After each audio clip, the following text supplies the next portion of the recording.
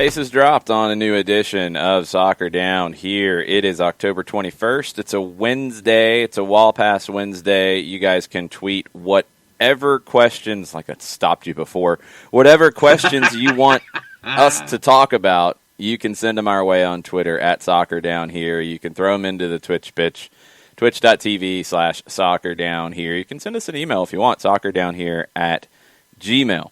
We got Copa Libertadores to talk about. We got Champions League to talk about. We got Nashville SC scoring lots of goals to talk about.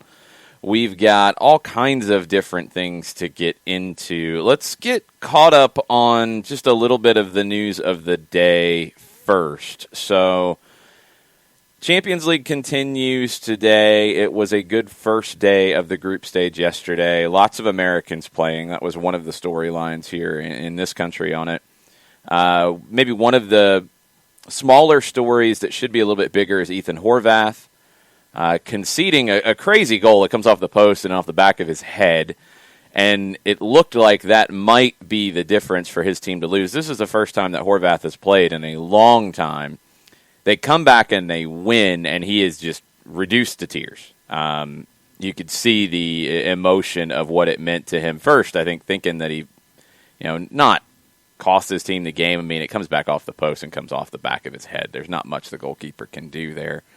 But just what it means and in these situations, how emotional they can be. Horvath, just a mess after the game. We saw PSG concede a late goal. Marcus Rashford has got as many goals at the Parc des Princes as Kylian Mbappe in Champions League lately. Just wild. Manchester United with a huge win there. There are some fears, and we'll try to keep up with this as we go because the testing results should be coming back maybe any time now. Bayern Munich and Atletico Madrid today. Serge Gnabry tested positive for COVID-19 yesterday. All the Bayern players and first-team staff have taken additional tests. They're due back at 3 p.m. local time. So that game is in a little bit of doubt today, and we'll keep an eye on it for you. We'll get into more Champions League as we go. UEFA has announced that prize money will be cut over the next few seasons because UEFA has lost almost $670 million following the reduction in TV and sponsorship income after delays in the knockout stages last season. Maybe that's another reason why you have a European Premier League being talked about and discussed and thrown around. Just completely, by accident on the same day the Champions League starts. We've got some disputes in Spain. It looks like President Bartomeu of Barcelona has called for a board meeting on Monday, which is the Monday after El Clasico, to decide whether they're going to face the vote of no confidence or they're going to resign. And no options can be ruled out at this point. Also, and this is very interesting to me, so Barcelona is asking its players to take a huge pay cut. The players have said no via Burofax. The union of professional players in Spain is backing the Barcelona players on this as well. They issued a statement yesterday. And then when you look at what Barcelona can do about their financial situation, which is bleak, only Lionel Messi, which we knew was out of contract at the end of the season. He can sign a pre-contract and leave on a free. He can sign the pre-contract in January if he wants to. Only Messi and Riqui Puig, which I'm blown away that Riqui Puig is in this situation as too. They're the only ones who are out of contract at the end of the season. That's it. So Barcelona's going to have to sell, but now they also, outside of Messi, which they should have sold because they needed the money, which they didn't, which they should have. Now, one of your most talented young players that you can't seem to get things right with, in Riqui Puig, he could walk on a free. And he was reportedly going to be loaned to a Dutch club this season, and he said no. So now you've already got him probably with a foot out the door. So you're two of your most exciting talented players. We'll leave Ansu Fati out of that. They have other players. But if Messi and Puig walk, good grief, and get nothing out of it, I don't know. Barcelona is a very poorly run club at the moment. Manchester United announced that they lost a lot of money last year, which is no surprise. They slumped to a net loss of about $30 million. Their net debt rose 10% to 474 million pounds at the end of June compared with the end of March. They did take on some extra debt to give themselves a little more wiggle room, I guess, to go chase Jadon Sancho, which was a waste of time. But they've still got that, which they might need because nobody knows when fans are going to be in the building. And Ed Woodward has joined the chorus of voices saying there's no consistency in the way this is being decided in the UK right now. People are allowed to do X, Y, or Z, but they're not allowed to come to football matches. We're doing everything that they want us to do to make that happen, and there's no guidance on if that's going to happen and what else we need to do. That's going to become a louder chorus of voices as we get further along because Manchester United having a net loss of $30 million, that's not good. You put that kind of a loss and probably multiply it by a few on some smaller clubs, that is potentially catastrophic. So are they going to be able to figure anything out? Dave Cormack at Aberdeen has been part of this chorus of voices. There will be more because there's just no clarification on what the next steps are. We've got Jurgen Klopp fighting with pundits again. We'll get into that as we go today. He started another brawl with a pundit now. I guess it's fun for him. I don't know. It's kind of strange. Liverpool fans, I know we have a lot of fun with Liverpool fans and Liverpool in general. I would love to hear your thoughts on the latest Jurgen Klopp versus Jamie Carragher dispute playing out in the tabloids. It's kind of silly. And then in France, again on the news front, they are trying to get this sorted out with the broadcast rights fees. Media Pro is trying to work with the French FA to find a way to get this done. They're asking for some consideration on paying less money. The French League is like, nuh-uh, we want all of our money. And they're saying they'll give the rights to somebody else who will pay that money if they need to. Media Pro is starting a new service called Telefoot, which launched in August. They have a target of 3.5 million subscribers. They have 600,000 so far, which is one of the reasons why they are struggling for finances. So that's the rundown of news this morning. In Major League Soccer last night, Nashville is starting to turn people's heads nationally. You know, I mean, we've talked about it all year long that at least I felt like Nashville was a better build in terms of an expansion team than Miami, and they were going to be a team that finished higher. 3-0 win for them over Dallas last night, and people are starting to catch on to what Nashville has done. They started from the back. They built with a good back line, and then they had the opportunity right before the season to add Walker Zimmerman. It cost them. It was an expensive move, but that gave them, outside of, honestly, maybe what Atlanta had in 2017, the best defense of an expansion team that we've ever seen. And they decided to go there. They spent on Hani Mukhtar, which I think was a good pickup. Not a crazy expensive designated player, but a good, talented player. They got Randall Leal, who's a bit of a wild card, who can score spectacular goals, and you wanted to see if he could take the next step. You had some forwards. It hasn't completely clicked with Daniel Rios, with, Abu Danladi playing up top at times, Dominique Badji. It's been here and there. It hasn't been great, but the defense has been very good all year long. You have that midfield of Dax McCarty, Anibal Godoy, great holding midfield pair. They spent a lot to get Godoy, and everybody panned that. That was the number one joke of late last year is, oh, look what Nashville paid for Anibal Godoy, ha ha ha. Well, he's been pretty good. And now you've added Yonder Cadiz. Now Daniel Rios is scoring goals. Now Randall Leal is scoring goals. And Nashville's a problem. Nashville is a flat-out problem right now because they're difficult to beat. And they're not just coasting along anymore. They can hurt you in your half of the field. You look at, for me, another good piece that they picked up was Alex Muil from Red Bulls. I thought that was a good little piece that they picked up as well. And here's the 11 that they trotted out last night. Alistair Johnson, Daniel Levitz, Dave Romney, Walker Zimmerman. Muil, Godoy, McCarty Leal, Abu Danladi, Derek Jones. Then you bring in Daniel Rios, who gave you 15, and obviously he has lighted up social media this morning. Yonder Cadiz, who we're seeing become integrated into what Nashville SC wants to do, he scores last night. And there are pieces that they can bring in off the bench, but that 11 that they trotted out there last night against Dallas. Well, what are you trying to say about that 11? This is what I want to hear, because I want to hear where you're going, because I really have no clue. What about the 11? This 11 last night, this to me, it doesn't give you the appearance of a first-year club. I don't like using the E word, expansion, because expansion always, in my brain, always gives you that notion of, okay, we're going to pick up scrubs here and scrubs here and scrubs here, and we're just going to absolutely suck.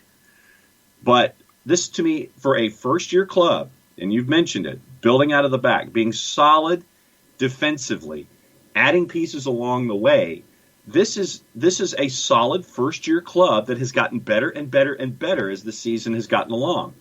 No, the thing I'm gonna push back on is look at the two lineups. Three 19-year-olds started for FC Dallas last night. Yeah, but look at the way people talk about those guys, and they've played well. I mean, Dallas has a good squad. Nobody's shaking in their boots over Alex Muyl.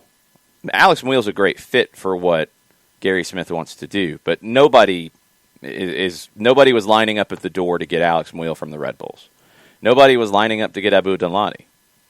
Derek Jones, it's taken him a while, so I don't know if you really want to shout him out in that way.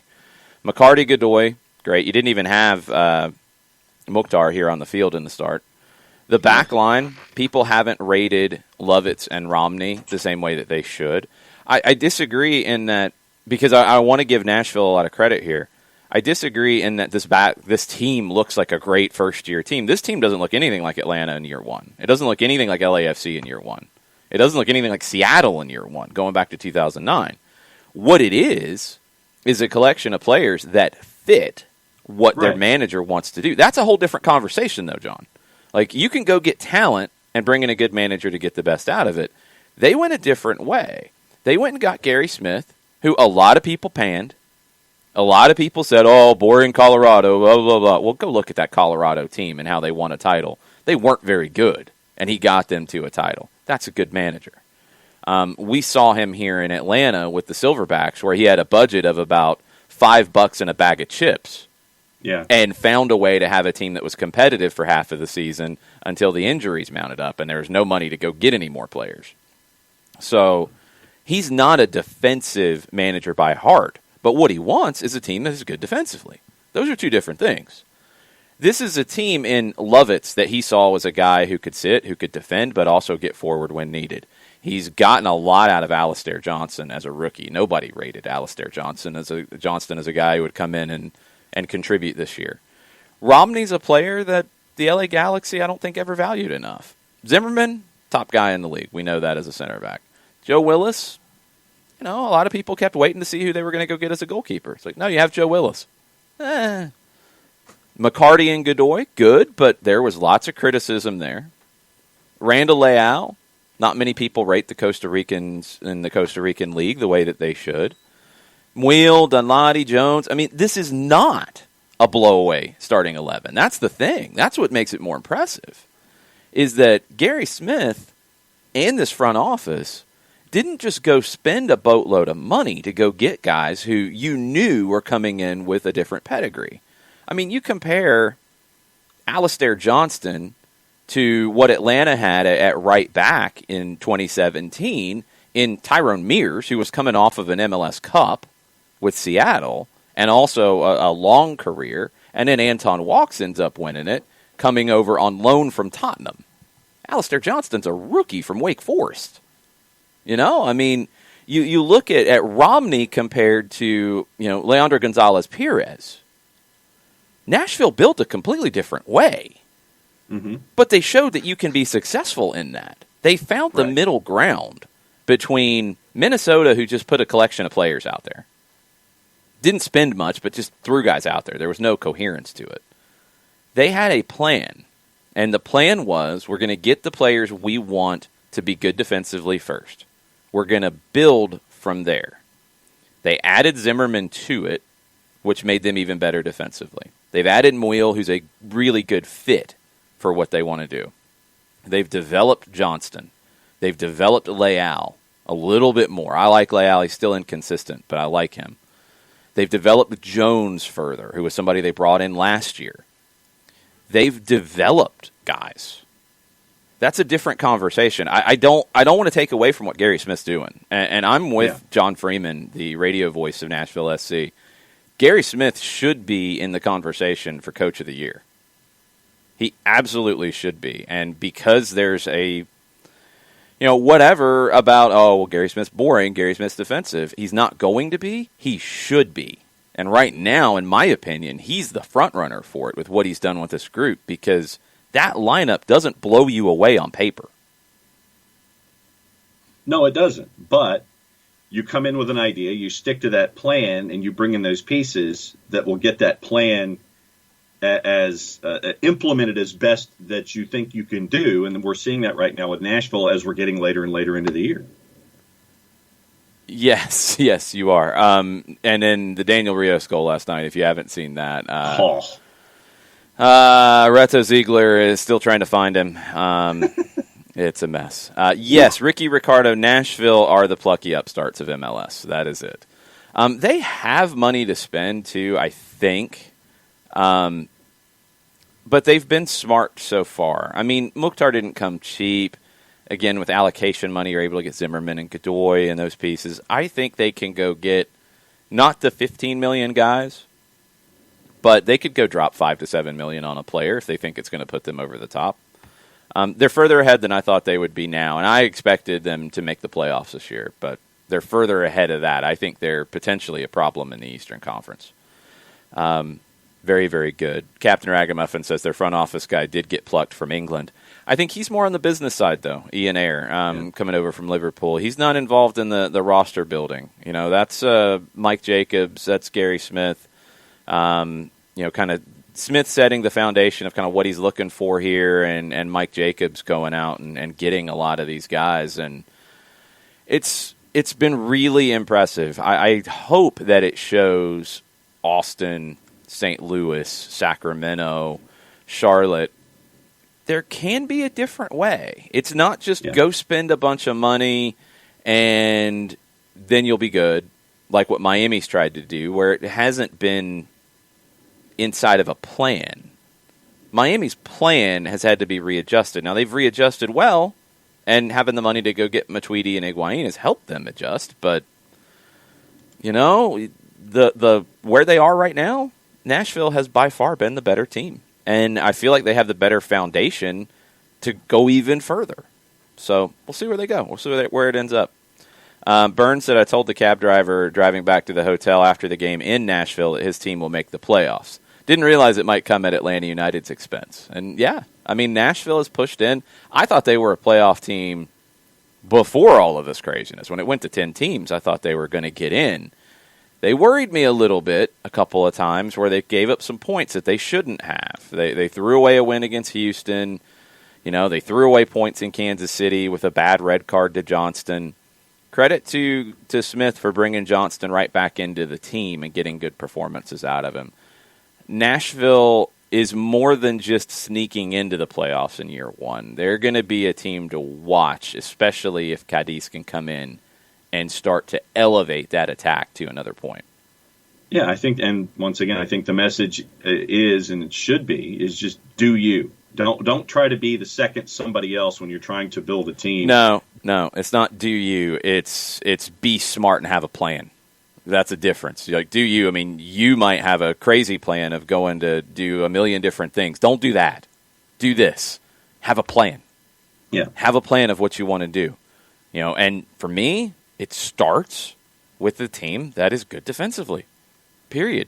I know that might be crazy, but if you are good defensively and you're not throwing games away with defensive mistakes, you're going to be competitive. You can build from there. As an expansion team, as a first-tier team, whatever we want to call these things, you need to be good defensively year one because that will keep you in games. Minnesota, horrendous defensively year one. Cincinnati, even worse defensively year one. Orlando's been bad defensively for a long time until they finally got it right. Be good defensively. Like, that should be number one. Doesn't mean you go put 3 designated players on the back line, but it means you commit some resources there. Because it takes longer to build an attack than it does to build a defense. It just takes more time. Chemistry is more important with the attack. You might have to change the pieces in and out to find the right combinations. The defense, you can build it. You can work on it. You can coach it up. You can do those things, and if you have a good manager, start from the back, be a good defensive team, and then you can build the rest out. Minnesota and Cincinnati failed to do that. Orlando failed to do it and then didn't realize it for years. Nashville has shown you, if you commit the resources to the back line, you'll be okay. Atlanta showed you that too. I think everybody got hyped up about all the goals for Atlanta in year one, but they were very good defensively in year one as well. LAFC was better defensively in year one and year two, but they went more on the attack, and it did well for them. They won a supporter shield. Nashville has shown you can start in the back and build from there, and that's the approach that a new team should take, in my opinion. Who else is in your Coach of the Year discussion? Curtin and Pareja? Yeah, I mean, those two are in there. You're generally looking at the top teams in the league for the top managers. I mean, that's not a crazy approach. Vanny's done great work with Toronto again. Curtin, I think, has taken Philadelphia to another level. Out west, I don't know if Schmetzer or Savarese or Vermes, the top 3 teams, have done enough. Pareja elevating Orlando to where they are. I think he will probably win it. I think Gary Smith should get a lot of consideration for what he's doing with Nashville, and we'll see where they end up. I mean, right now they're in 8th in the table on 24 points. They're kind of pulling away from this back group that looks like it could come down to Chicago, Atlanta, Miami. I mean, Cincinnati and D.C. are still lurking within 6 points of that final spot. Maybe Montreal falls back into it. I would have thought that before they beat Miami. Maybe they still do. I don't know if we can necessarily trust Montreal a whole lot, but there's only 4 games left. There's only 12 points left on the table. They're 4 points ahead of Atlanta. They're 3 points ahead of Chicago's in the last spot. It's going to come down to that bottom 6, maybe just 5, but I'll give it 6. I don't think Nashville comes backwards. I think they continue moving forwards. Yeah, no, I'm with you. I think that I think Nashville they keep progressing, and we keep seeing. Mazzano brings something up, and this is a point. He says now we are talking about Nashville being good defensively, but weren't we just talking about them not long ago, just parking the bus as their defensive strategy? Cincinnati was parking the bus. Nashville wasn't parking the bus quite as much. That term probably got thrown around at some point. But, again, you're a first-year team, and you didn't have a lot of firepower at that point, and you weren't scoring goals. So what do? You get results. How do you get results if you're in that? You put more numbers to the defense. But look at what they've built towards. That's the difference. Cincinnati's not building towards being more open. Nashville is. You've got a couple games now where they've scored 3 goals. They're growing. And parking the bus can mean you're being good defensively. It can also mean you're trying to make up for not having a lot of anything else. But parking the bus doesn't mean you're bad defensively. In my opinion, it doesn't. It can be, look, we're not going to score a lot of goals here, so let's play on the counter. Let's get numbers behind the ball. Let's get what we can out of this game.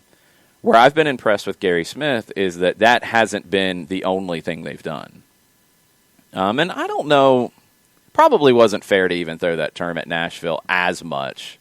The games I've seen from Nashville this year, there's been games where they've been defense first. Yeah. But never like Cincinnati has been under Jaap Stam. Never a 5-4-1, just everybody sit back and bomb it long and maybe get a deflection or a set piece.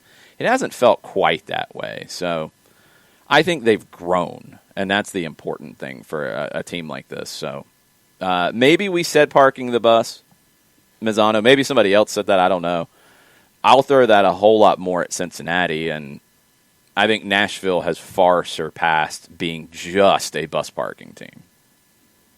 Yeah, I think that when I think of parking the bus, it is the Cincinnati version of that. I think that you can still, quote unquote, park the bus and be defensive, but there's a difference to me with those are two different Cincinnati things. Yeah, with what Cincinnati's approach is, and then being defensive and parking the bus. So no, those are two different things. Yeah. Being defensive and parking the bus are not synonyms. They're not.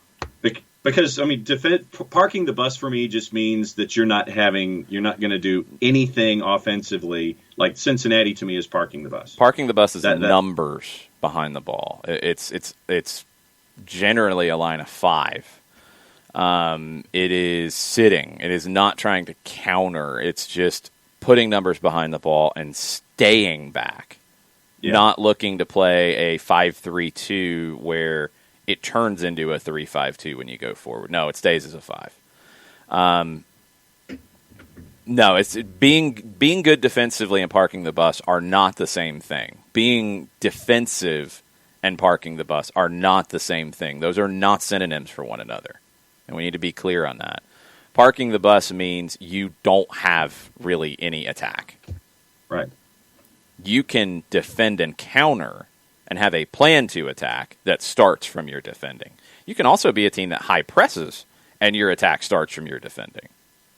You know, it's a lot of, I think, where teams are from a personality perspective is what do they fall back on? Are they a team that wants to dominate games with the ball or without the ball?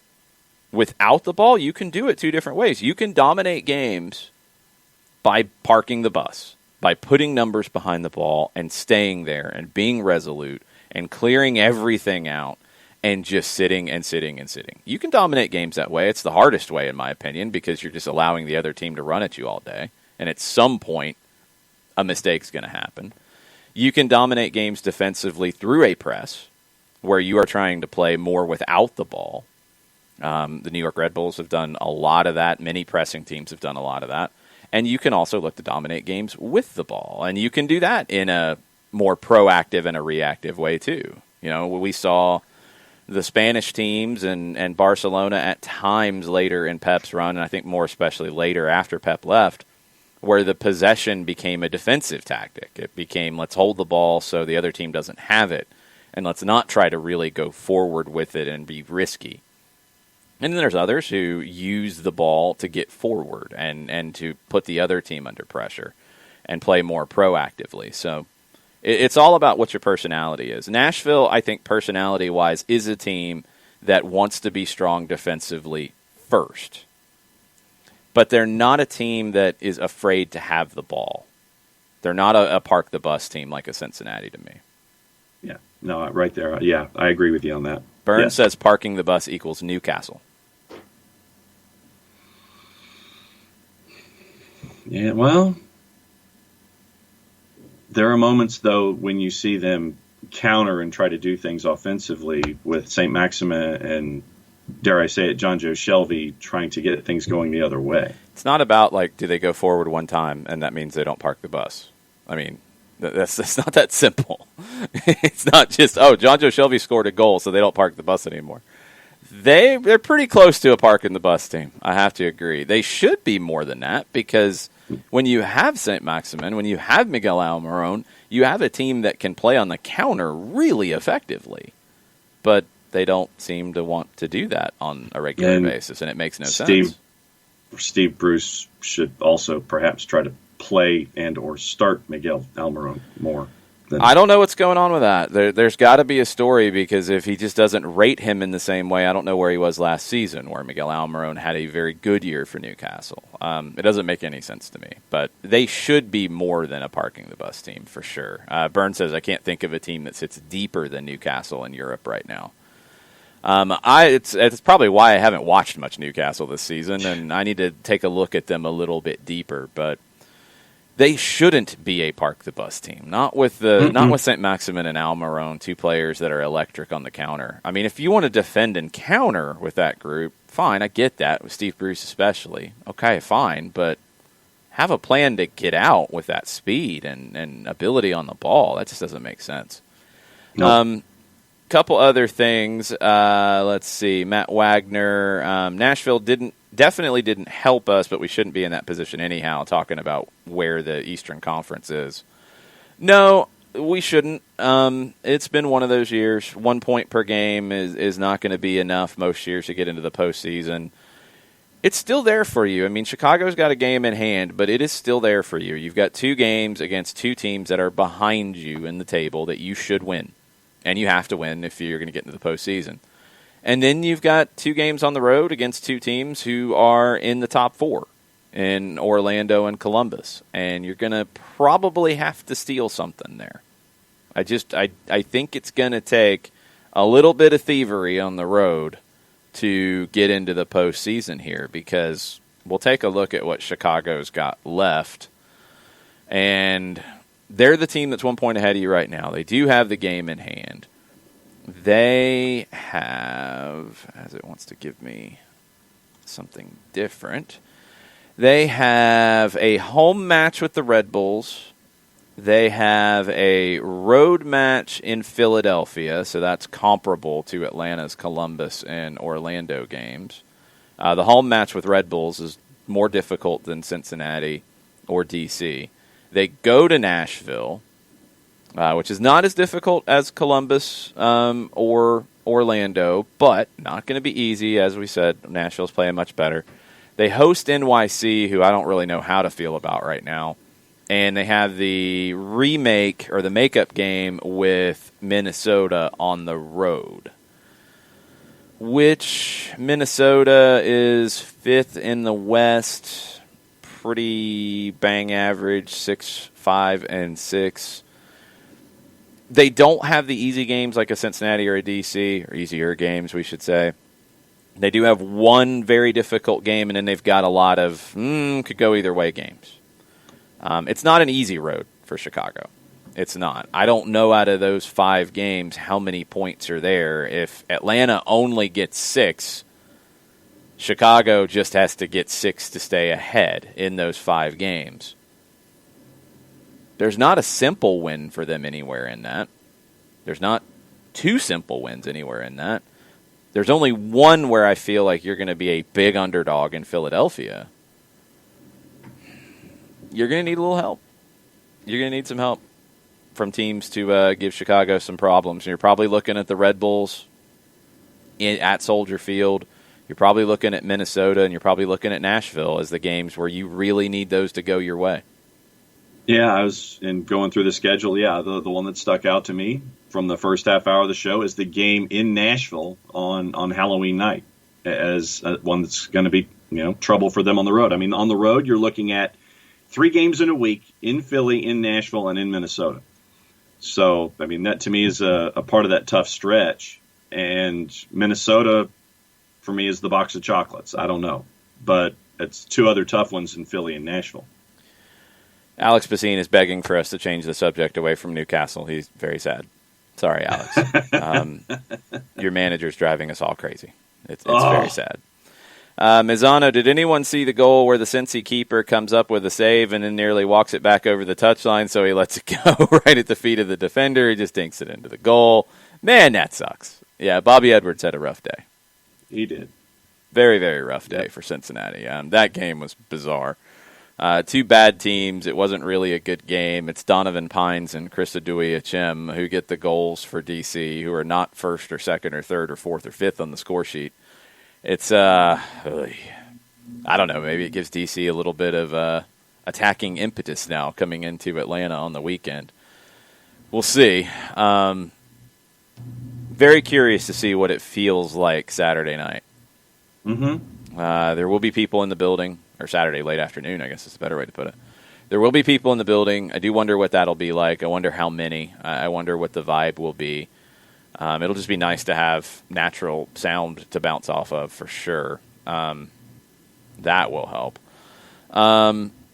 Joe Boss says having to count on New York Red Bulls for anything hurts my soul. Yeah, it does. But you really want them to press hard against Chicago. You want them to win 4-0. 4-0. Just blow them out. Just dominate it. Goal difference. Well, it could come down to that. You've got to score some goals, too, in case the goal differential is a tie like it is. Because you go – I want to make sure I have the tie breaks right. Wins are the first tiebreaker, and Chicago and Atlanta are level on that. Remember, Chicago's got a game in hand. Goal differential is -4 for both of them. Chicago has 6 more goals than Atlanta. So, yes, Chicago needs red cards. They need to give up a bunch of goals. I'm down for all of those things. Sorry, Chicago Fire fans. I hope you lose 5-0 for the rest of the season. That's just how it is these days. As much as possible. That's just how it is. We haven't had anything like this happen yet. Copa Libertadores last night. Yeah, we'll get into Defensa. We'll get into River. We'll get into all that as we go. But Peñarol. So Peñarol has been a bit of a dumpster fire in Uruguay for a little while now, in terms of where they're expected to be. This is a giant of a club in South American football. It's a giant in Uruguay. It's crazy. They're the team that have taken the most points at home in the group stage of the Libertadores between 2017 and 2020.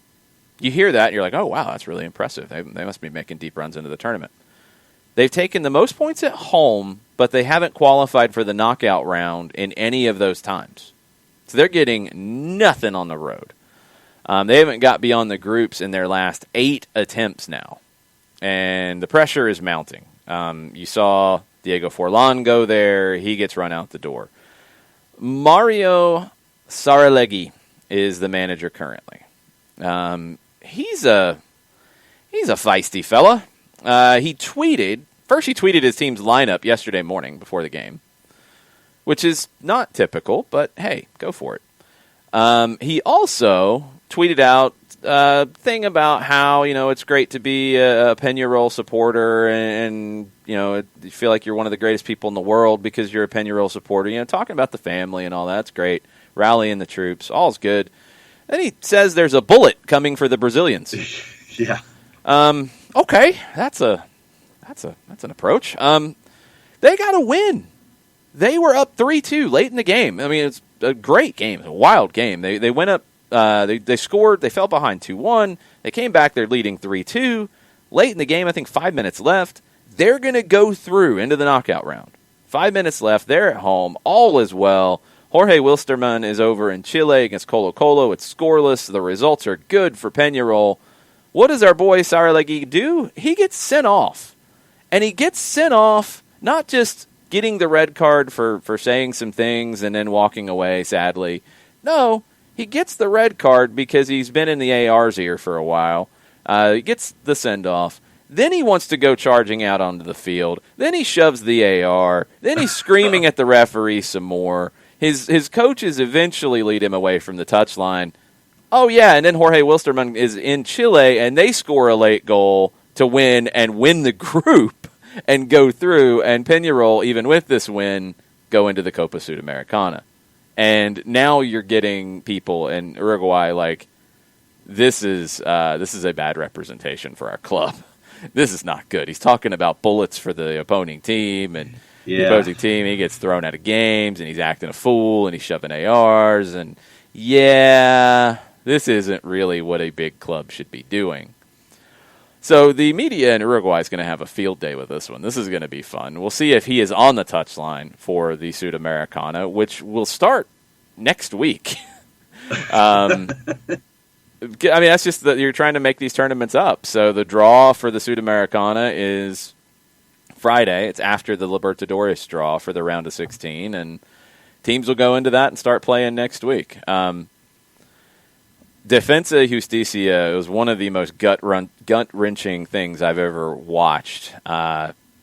They go in to get a goal in Santos. So Santos didn't play their second team like we thought they might. They had nothing to play for here, but they played a good side. Defensa gets a goal. Early portions of the game, Santos were controlling it. Defensa gets their goal. They're the better team. They give up a goal to Santos. They're still fine at that point. 1-1 because the other game is scoreless. It's all good.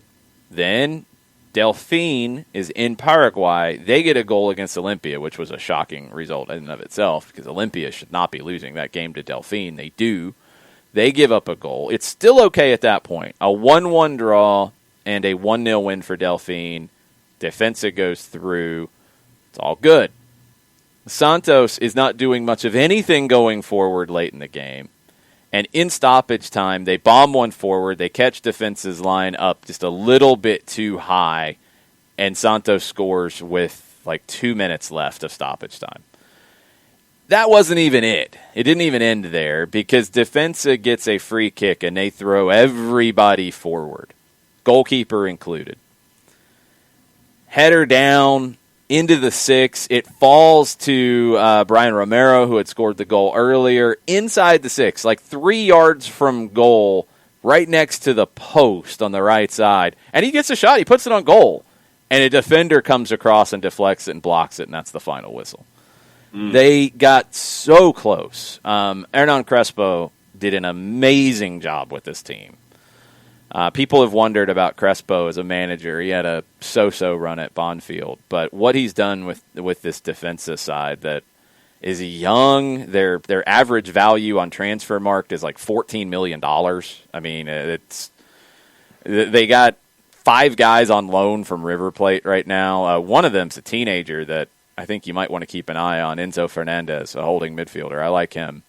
They signed David Martinez, center back, who's really good. They signed him on a permanent after having him on loan last year. I mean, Defensa doesn't have much of a budget. They get guys on loan. Like usually half their starting lineup are guys on loan. This year they had to piece together a team in the summer. They're not playing in the league right now.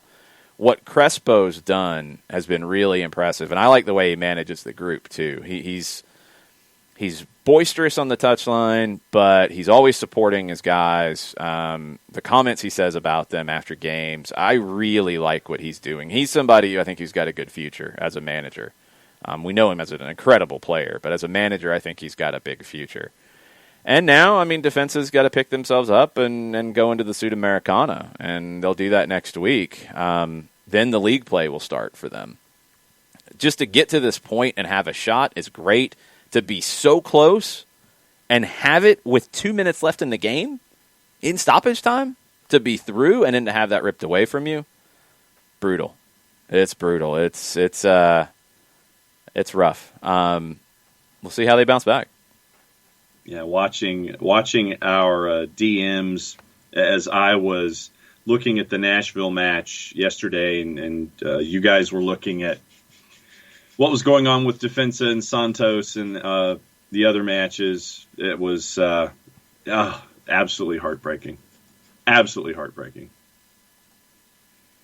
I can't put it any other way. I mean, it was just all the investment and just you want to see it. And not much investment. No, emotional investment. Settle down there, okay? Just making sure there's not much investment. Emotional from us. Just I'm the patron saint of the little guy. Look, no, it's not about us. It's not about I know, following but still, this team. It's about you want to see a story like this succeed and continue to take that next step and to be that close and not have it happen. Yeah, but it's about the fans of that team because they're in a place where they haven't typically been. This is a small club. And this is a club that hasn't even been in the first division in Argentina for a very long time. And to start playing in South American competition on a regular basis, Sudamericana first, and now getting into the Libertadores and having a great run in a crazy year like this. Now, it means everything to the people who follow that team and have followed that team for a long time. It's just a fun team to follow, and I love the way that they're playing right now. I got attracted to them first when Becasese was the manager there and got them into a title chase, came up just a little bit short. They struggled when he left, and you kind of wondered, like, okay, was it because you had a good young manager who, cut his teeth at the club and then moves on and you're not going to be able to get to that point again? No, they bounced back quick. I mean, it took a second, and they brought in Crespo, and he's been excellent, and they play a fun style to watch. With, you can look at that game last night. I mean, I'll pull it up just to to double check, but defense's squad value is very, very low, and you're playing Santos, who is not the heavyweight in Brazil like they used to be, but still $60 million. I mean, that's 4 times what defense's squad is worth, and this is just in a transfer value situation. Yeah. And you went in there and you were the better team. You just couldn't get the result to show for it. But that's the game. That's the game, and that's what builds connections to teams, is those kind of heartbreaking moments. Now it's just for a group of players, like, can they bounce back? They have the ability to. They have the coach to. But losses like that take a toll. And you see at times, in a team that makes a cup run, you see like a hangover for a couple of games afterwards.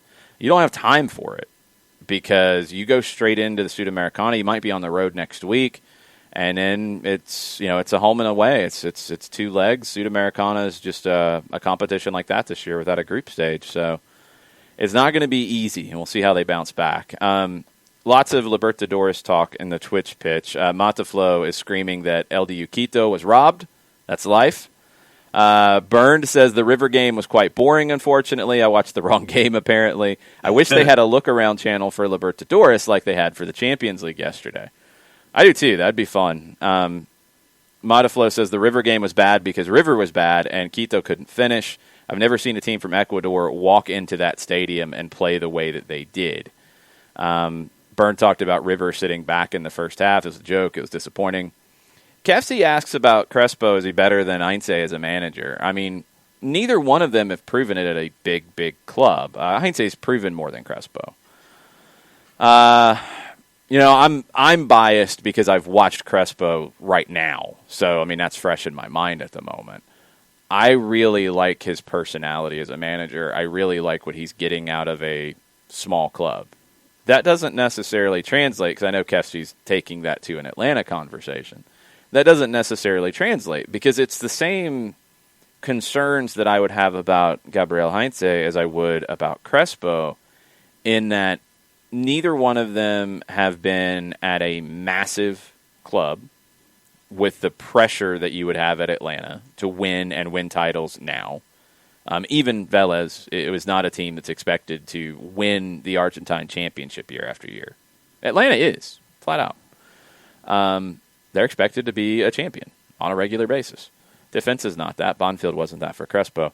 Both are great former players who have been in those situations, but that's a little different. So both are guys that, I think have bright managerial futures ahead of them. I just don't know if Atlanta would be the right fit for them yet. Maybe they need to get a little bit more of experience at a bigger club with more pressure you're dealing with. Mataflo says, much respect to Crespo. Olympia missed 4 clear chances. I was so locked into the defensive game, I wasn't keeping up with the Olympia one. I assumed that Olympia would have been playing better than just a 1-0 loss to Delphine. So, but that's what happens in these games. These were wild. I mean, this was the last match day, so you've got all the games going on at the same time. You get these swings back and forth. Santos had a couple of clear chances, too, that they didn't put away early. And then defense has started to grab control of the game. It was a fun ride watching these, because it's hard right now without fans in the building. Sometimes the pressure, sometimes the emotional moments in matches don't come across well. Like, even some of the Champions League games, there were some weird feelings where it's just like you're used to having the crowd react to something, and it's not there. So it's like, can I be excited? Can I be angry? Can I be something? Because nobody else is. Yeah.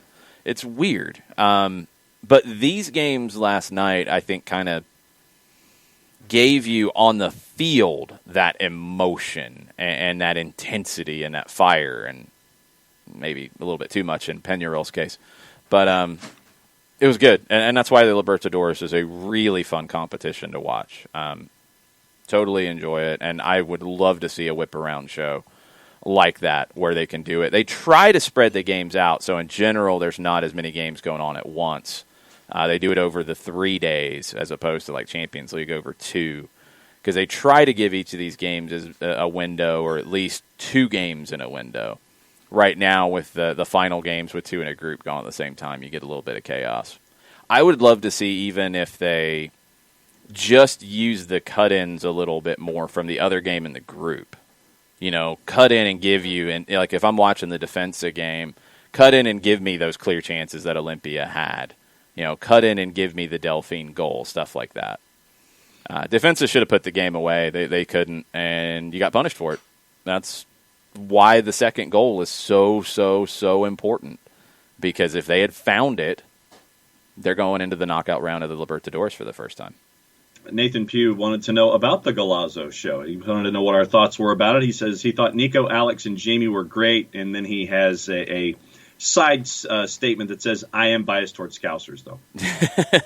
I liked it. It's a work in progress because it's going to be all about, it sounds like it's going to be a rotating cast of people to a degree.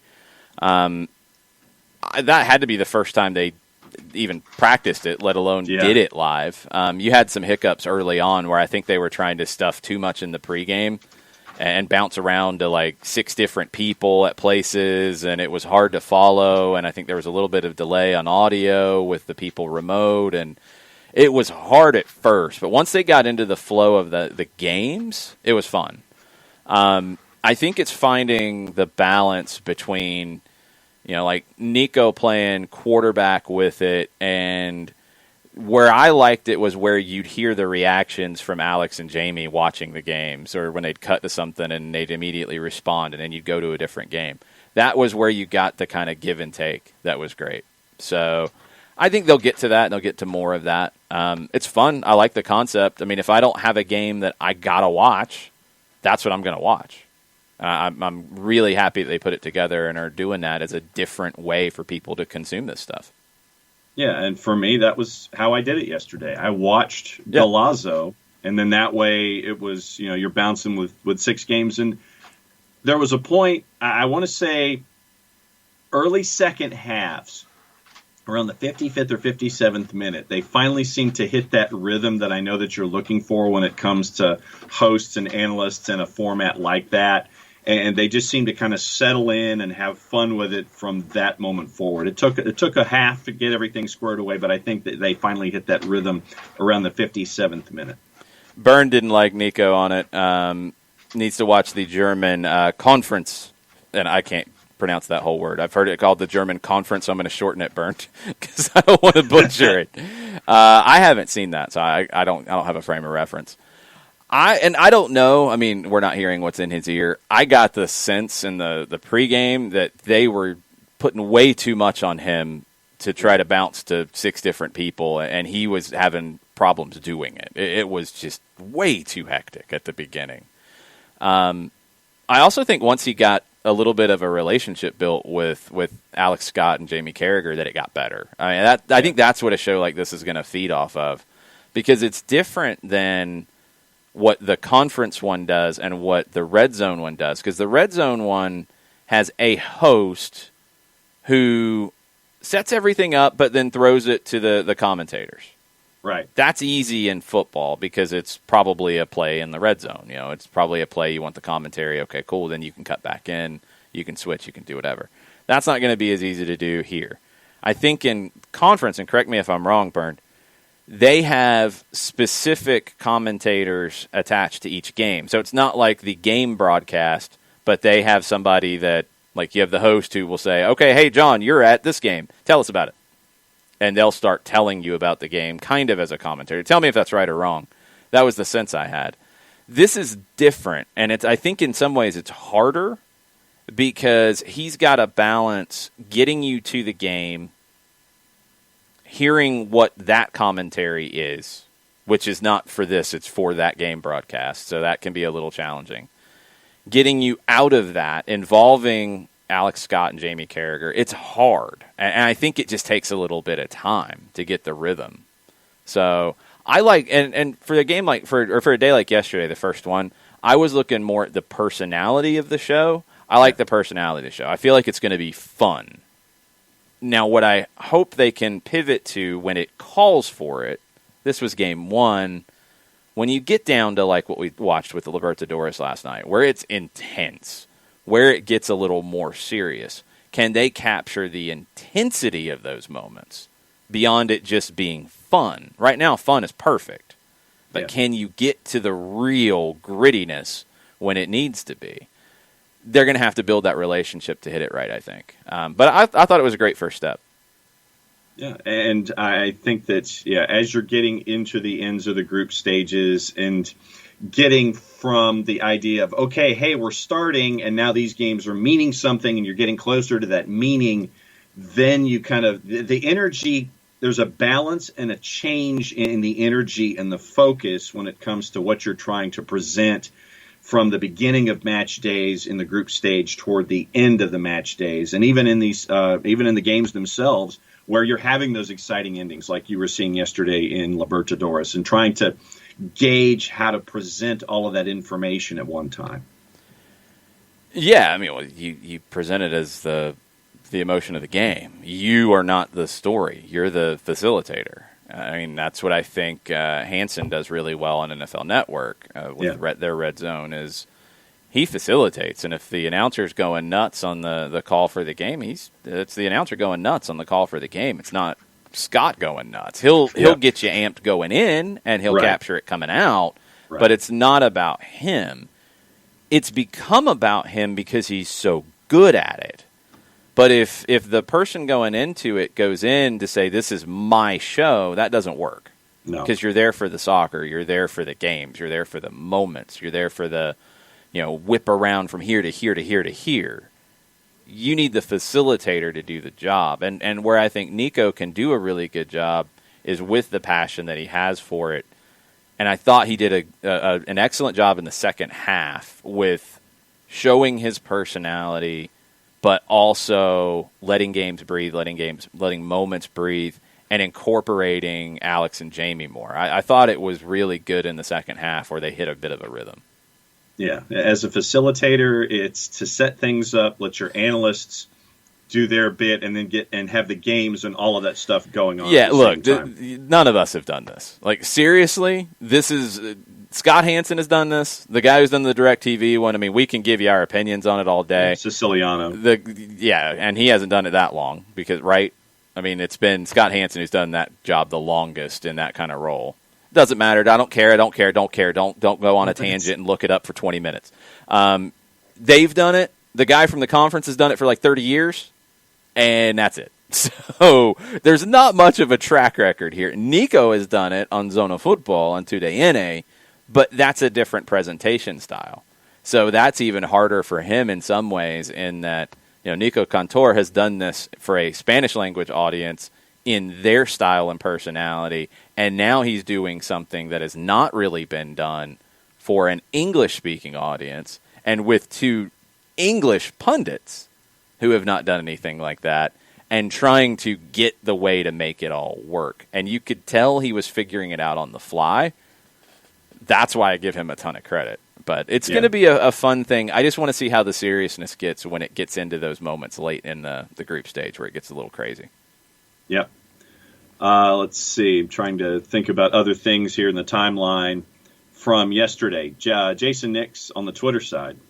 Did Manchester United decide they couldn't go full zebra and just wore the zebra jersey? It was too much for sure. Yeah, the zebra shorts and zebra socks were stupid. They did not do that, and they went to just the white shorts and white socks, which was okay. It's better with black and black, in my opinion, but I think PSG was in dark, so you couldn't do that.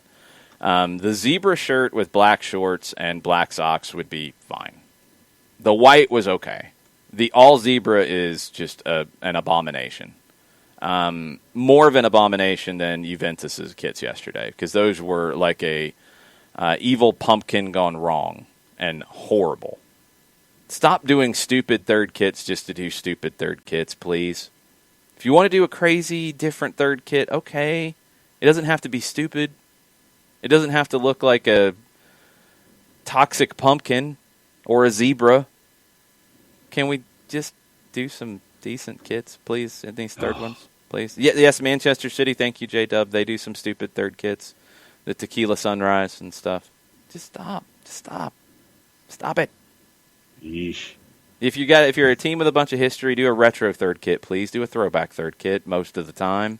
Don't do this nonsense. Do this nonsense for a training shirt. Toxic Pumpkin was my favorite 90s emo band, Captain Ragamuffin. That's true. They were great. They were awesome. They showed so much emotion with their lead singer, who would rip his vocal cords out every night, and then come back the next night, and it was wild. Toxic Pumpkin was amazing. Randall St. Jeggins. Yes, John. Yes, that's true. You want me to thank somebody as we head into hour 2? Yeah, why don't you do that? Not Randall. Not that guy at all. No. Why don't you thank Steve Apolinsky?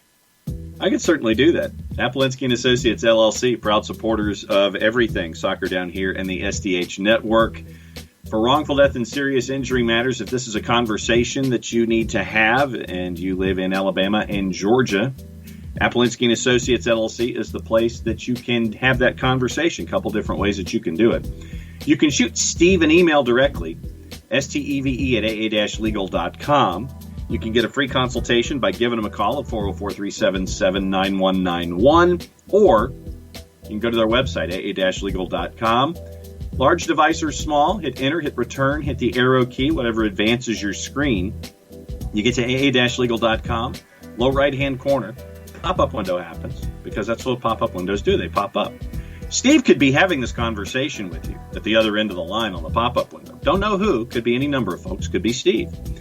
24/7, 365 and a quarter, you can have that conversation with whoever's at the other end of the pop-up window, in addition to the email and the phone calls. Over 30 years of experience, over $40 million in judgments for clients in Georgia and Alabama for wrongful death and serious injury matters. Recognized as Legal Elite by Georgia Trend Magazine, being one of the top 100 firms in this here state of Georgia for wrongful death and serious injury matters. There is one place that you need to go. It is Apolinsky and Associates, LLC. The website is aa-legal.com.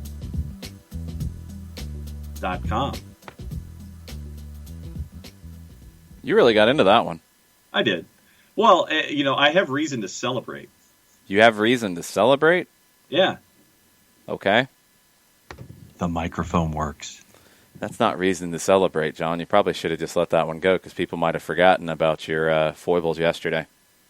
The microphone works. It should work, like all the time. Yeah. It's not that hard.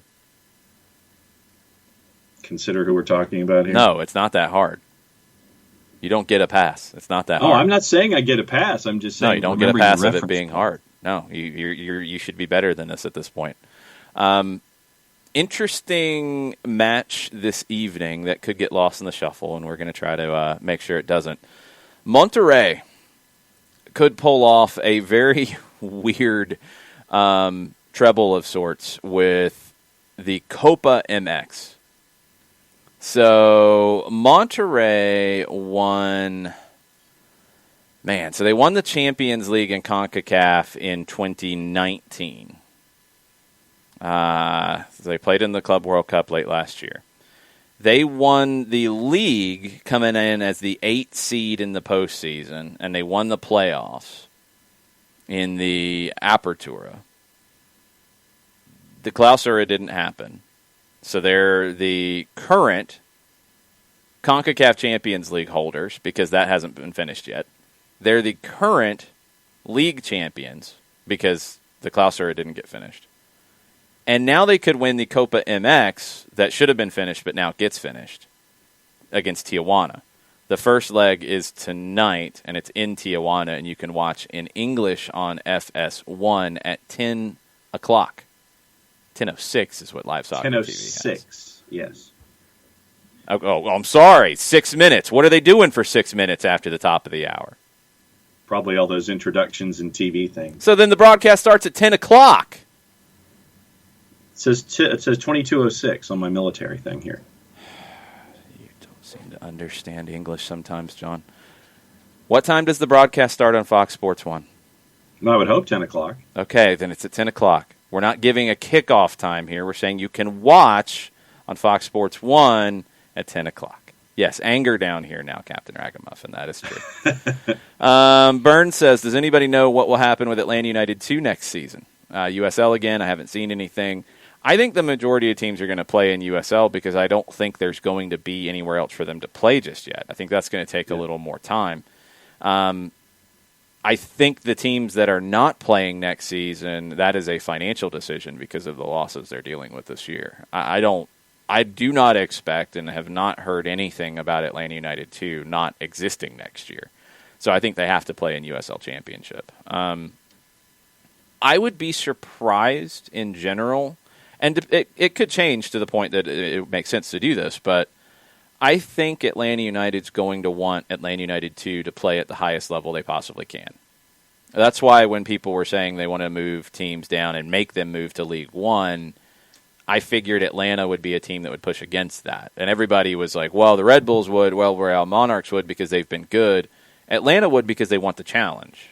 Every time we've talked to Tony Annan, to Stephen Glass about the twos, they want the challenge. They get more out of the 2-1 loss to a Tampa Bay that's in the Eastern Conference Final than they do about beating up another team. They want these players to be pushed and to be challenged. And Tony, in the last 1v1 we did, talking about the way they put together a calendar for their academy teams, it's the same idea. They want at least half of their games to be against better competition than what they are, because that's what's going to make your players better.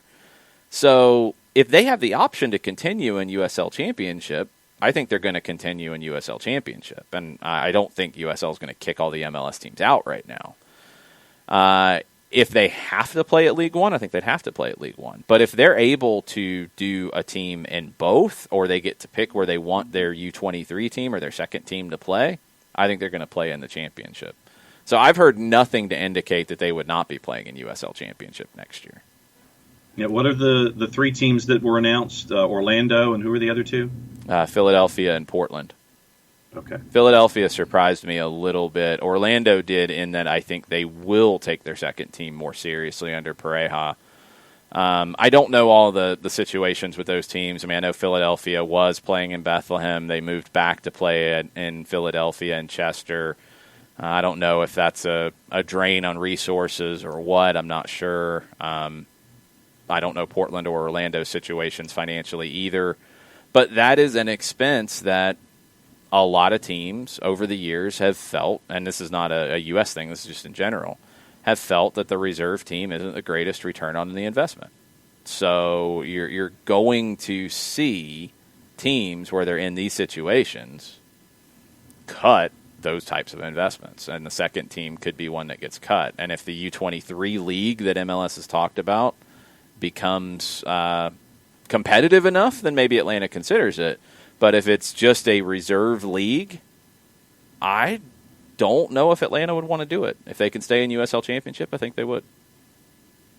A couple of other thoughts this morning on the Twitter timeline. There's NWSL from Ricky Ricardo. We've got Klopp and Carricker from Nathan Pugh. And Kefsi has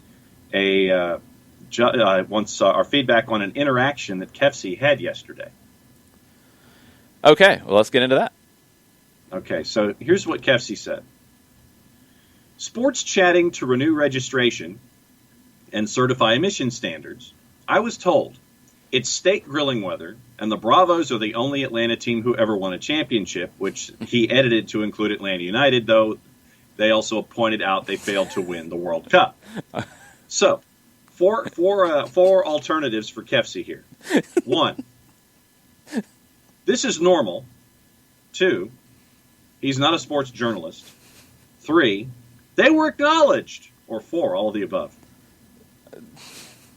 Do you have any idea what was actually going on in that tweet? It looks like Kefsi was trying to renew registration on a car. Yes. And the individual who was the registrar or the registrant, yes, they get into a discussion about sports. Yes. And Kefsi wanted to gauge the value of the Atlanta United reference in the conversation. There wasn't an Atlanta United reference in the conversation initially until Kefsi said, which he edited, which he edited to include Atlanta United. No, the person who was doing the registration. First off, Kefsi, I read the tweet a couple of times to make sure I understood it. It didn't make any sense the way you read it. That's why I was trying to get to this. So you go and you're getting your tag registered or you're getting your emissions done, and the person you're talking to, the Braves, it's great grilling weather, yeah. The Braves are so disappointed. They're the only team that's ever won anything in this town. And Kessie's like, ha, not so fast. Atlanta United did. And then what happened? The guy edited himself. Okay, Kessie, thank you. I thought you had to point it out. Okay, so the guy then said, okay, but my bad, Atlanta United did too. And Kessie is asking how you feel about that. Right? Well, about that, yeah. What were the options of how to feel about it? 1, this is normal. 2, he's not a sports journalist. 3, they were acknowledged. 4, all the above. They were acknowledged? Yeah. Because if Kessie had to correct it and the person said, yeah, you're right, I'd have a different feel. But if the person said, the Braves are the only team that won anything in this town. Oh, yeah, no, Atlanta United won something too. Okay. Right. That's different. I'll take that. That's fine. Yeah. That's fine. Yeah. I'll go with C. They were acknowledged. It's a starting point. Yeah. It's fine. I think that's what's happening in Atlanta is even the majority of your longtime football, baseball, basketball fans who are the big 3, big 4 college fans, the majority don't leave Atlanta United out of that conversation. They don't. In other cities, they probably do with the soccer team. In Seattle, I think they do, sadly. And I think a lot of people think Seattle's the greatest soccer city, in this country. I disagree because I don't think you get the same level of conversation about the Sounders in the sports conversation that you do about Atlanta United here. I just don't think that's the case. In Portland, I know that's not the case from talking to Andy Bunker, who worked in Portland Sports Talk Radio at least a few years ago, it wasn't? And this was when they won a title. It wasn't. So here it's more acknowledged, in my opinion. And 92.9, Joe, has a big part of that because they've included it not on an island in a silo. It's just part of the conversation. And that was coming from the program directors at the station was Atlanta United's part of it. Talk about it like it's part of it. Talk about it like it's the Falcons. Talk about it like it's Georgia football because they are a big property for us. And that it pays off. I'm surprised that Seattle and Portland haven't done more with it. But some of it is down to just the idea that soccer is over in a silo and separate. And that's one reason why, honestly, Atlanta United or at 92.9 hasn't done a separate soccer show because they don't have a separate football show. They don't have a separate basketball show. And what happens, I think, when stations do that, they're basically saying our hosts, our producers either don't know how to talk about soccer, don't want to talk about soccer, or are afraid to talk about soccer. So we're going to give a show, but we're going to put it over here, and that's where our soccer content is. So we can say, hey, we talk about it. It's over there. Yep, you can listen at 7 a.m. on Saturday, or you can listen at 10 p.m. on a Tuesday, and that's where we talk soccer. That's not making it part of the sports conversation. Having it as part of the conversation, having Stephen Glass on the morning show on 92.9 on a weekly basis is a big deal. That stuff's big. So that's different. So I think it is different here. And, hey, if it's a longtime Braves fan and they acknowledge that Atlanta United won something, even if they didn't know what trophy it was or whatever, cool. It's good. Yeah. It's a good thing. From that posture that you are currently sitting in your chair on the Twitch pitch, can you raise your left index finger from that position? Okay. I didn't know how high it was going to go. Okay. Where's it supposed to go? A little lower. A little lower. There we go. All right. On that topic, right there. Jurgen Klopp and Jamie Carragher. Jurgen Klopp's feisty again. Yes. From Nathan Pugh. You're overreacting on the Klopp-Carragher thing. I didn't see the actual pre-match. Unusual for me. Just read the quote. Carragher was calling out that perhaps there isn't enough depth. Klopp essentially replied that there were 3 fit plus Fabinho plus youngsters. Who else would Liverpool get? Virgil van Dijk has played every minute of Premier League footy since he joined. You never expect this to happen. pundits are going to pundit, and coaches are going to say, quote, "You don't know what it's like to be a coach. This isn't as bad. It's nothing." Mm-hmm. Nathan, keep telling yourself this. This is the second pundit that Jurgen Klopp, coming off of a Champions League and coming off of a league title, is going back and forth with. Aren't these the things that people railed about Jose Mourinho for? Yeah. Like, Jurgen Klopp said, if anyone wants to tell us we made a mistake, I think Carragher mentioned already, there are a few reasons why they don't do this job. Why are you even bringing him up? Yeah. You're a league champion, Jurgen. Yeah. Why are you doing this? You're acting like somebody who hasn't won anything. Don't do that, man. Carragher said that Liverpool are short in the back because of the Van Dijk injury. They should have gone big in the summer. Klopp pushed back on that, which is completely fine. He couldn't have kept another center half happy. Carragher defended the comments, tweeting after Jurgen called him out. Carragher tweeted, "Not once this season have I said it was a mistake for Klopp not to buy a center back for the exact reason he states." On Sky Sports on Monday, Carragher said, Dejan Lovren went and they didn't replace him, so they only have 3 center backs, and one of those, Joel Matip, is always injured. There are question marks now about Joe Gomez, so there's no doubt that Liverpool had to go big in the transfer market. Yeah, they needed cover. Yeah. Klopp has turned it into something else, but he's bringing it up and he doesn't need to. That's my issue. Is Carragher right? Yeah, they should have replaced Lovren at a minimum. To go into the season where it's a crowded schedule with Champions League and have 3 center backs, and you can, I guess, bring Joe Gomez in there too, but that's your 3.5. That's not enough. This is what Guardiola got hammered for last year, remember? They didn't handle the center back situation right. They didn't go get somebody. They didn't do this. They didn't do that. They got hammered for it. I didn't see Pep talking about pundits saying this and calling them out by name. Nope.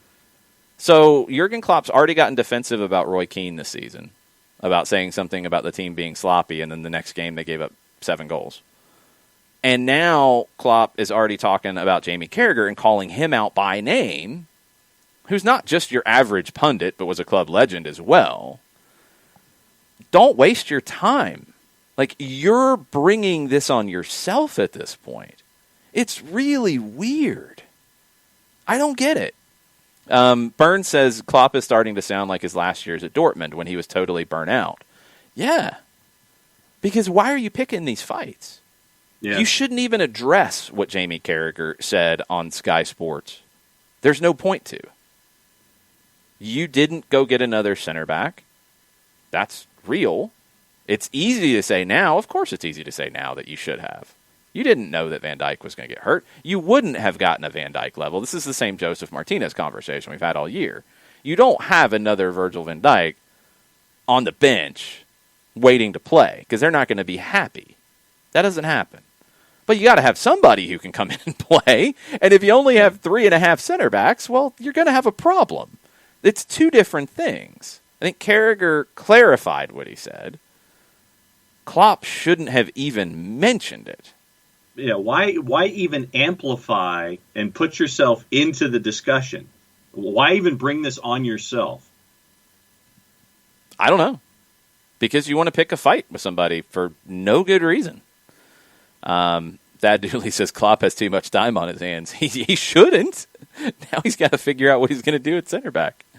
I just, that's my issue with it. Yeah, pundits are going to pundit. Absolutely. And coaches who are winning things don't talk about them.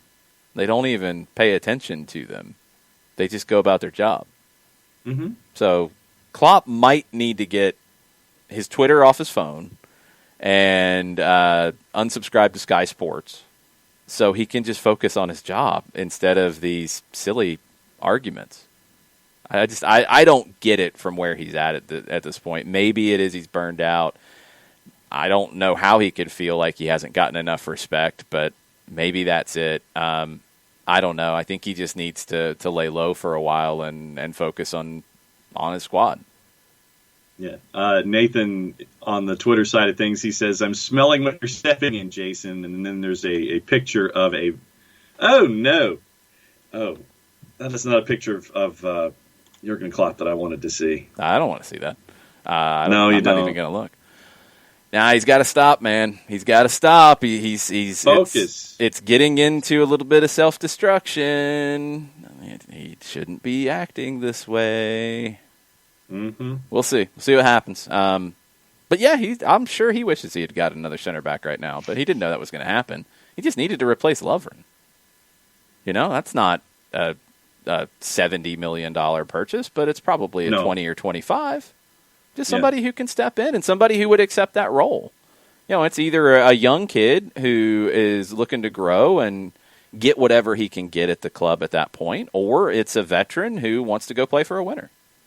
But you got to get somebody. Like, to say that you shouldn't have gotten anybody, nah.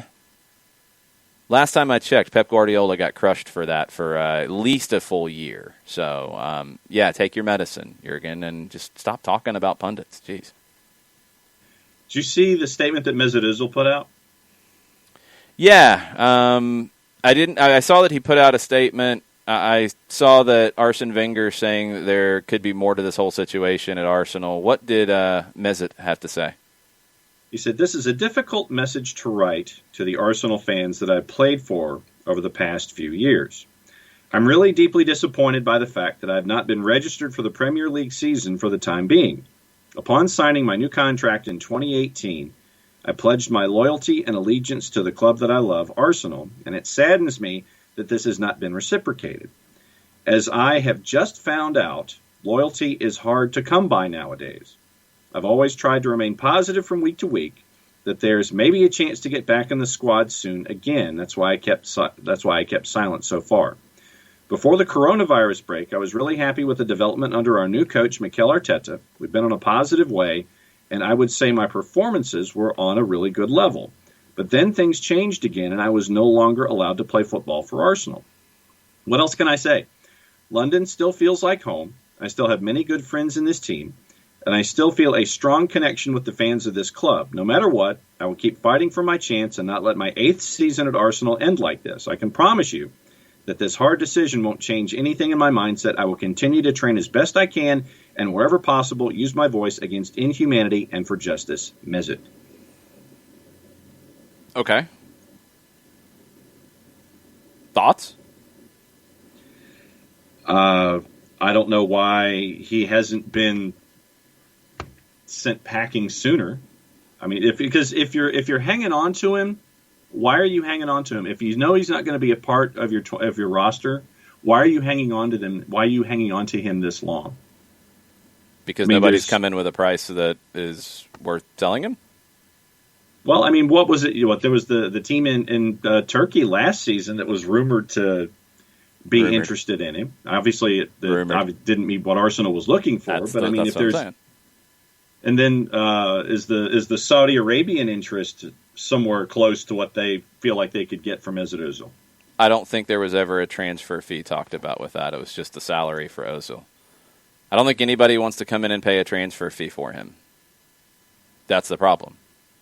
So, I mean, if you're stuck, and this was the same conversation that Real Madrid was having about Gareth Bale. You get to a point where nobody wants to buy him and take on that contract. You don't want to pay the contract out to let him walk because you can't just cut him and not have to pay him anymore. You'd have to pay the contract out. So you're hoping somebody will come in and give you something. Yeah. But I'm assuming, since they haven't sold him, that nobody has come in to give them anything for him yet. And even enough to just buy him out of his deal. And you're stuck. And that's bad for him. It's not good for the club because it's wasted, wages. But, I mean, he wants to play and he's not being picked. There's, I would assume, a reason for that. I don't think Mikel Arteta wants his team to be, worse than they could be. That doesn't make any sense. So, it should have been resolved. It hasn't been. My guess is that it hasn't been financially feasible for Arsenal to resolve it. But Nathan comes back in and he says, "Fantastic goal by Lovren yesterday, by the way." Not for Liverpool.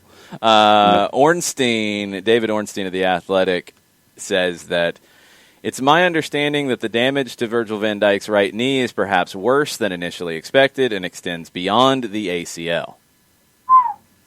Yeah, not good at all for Jurgen Klopp, and not good for Frank de Boer either with the Dutch national team.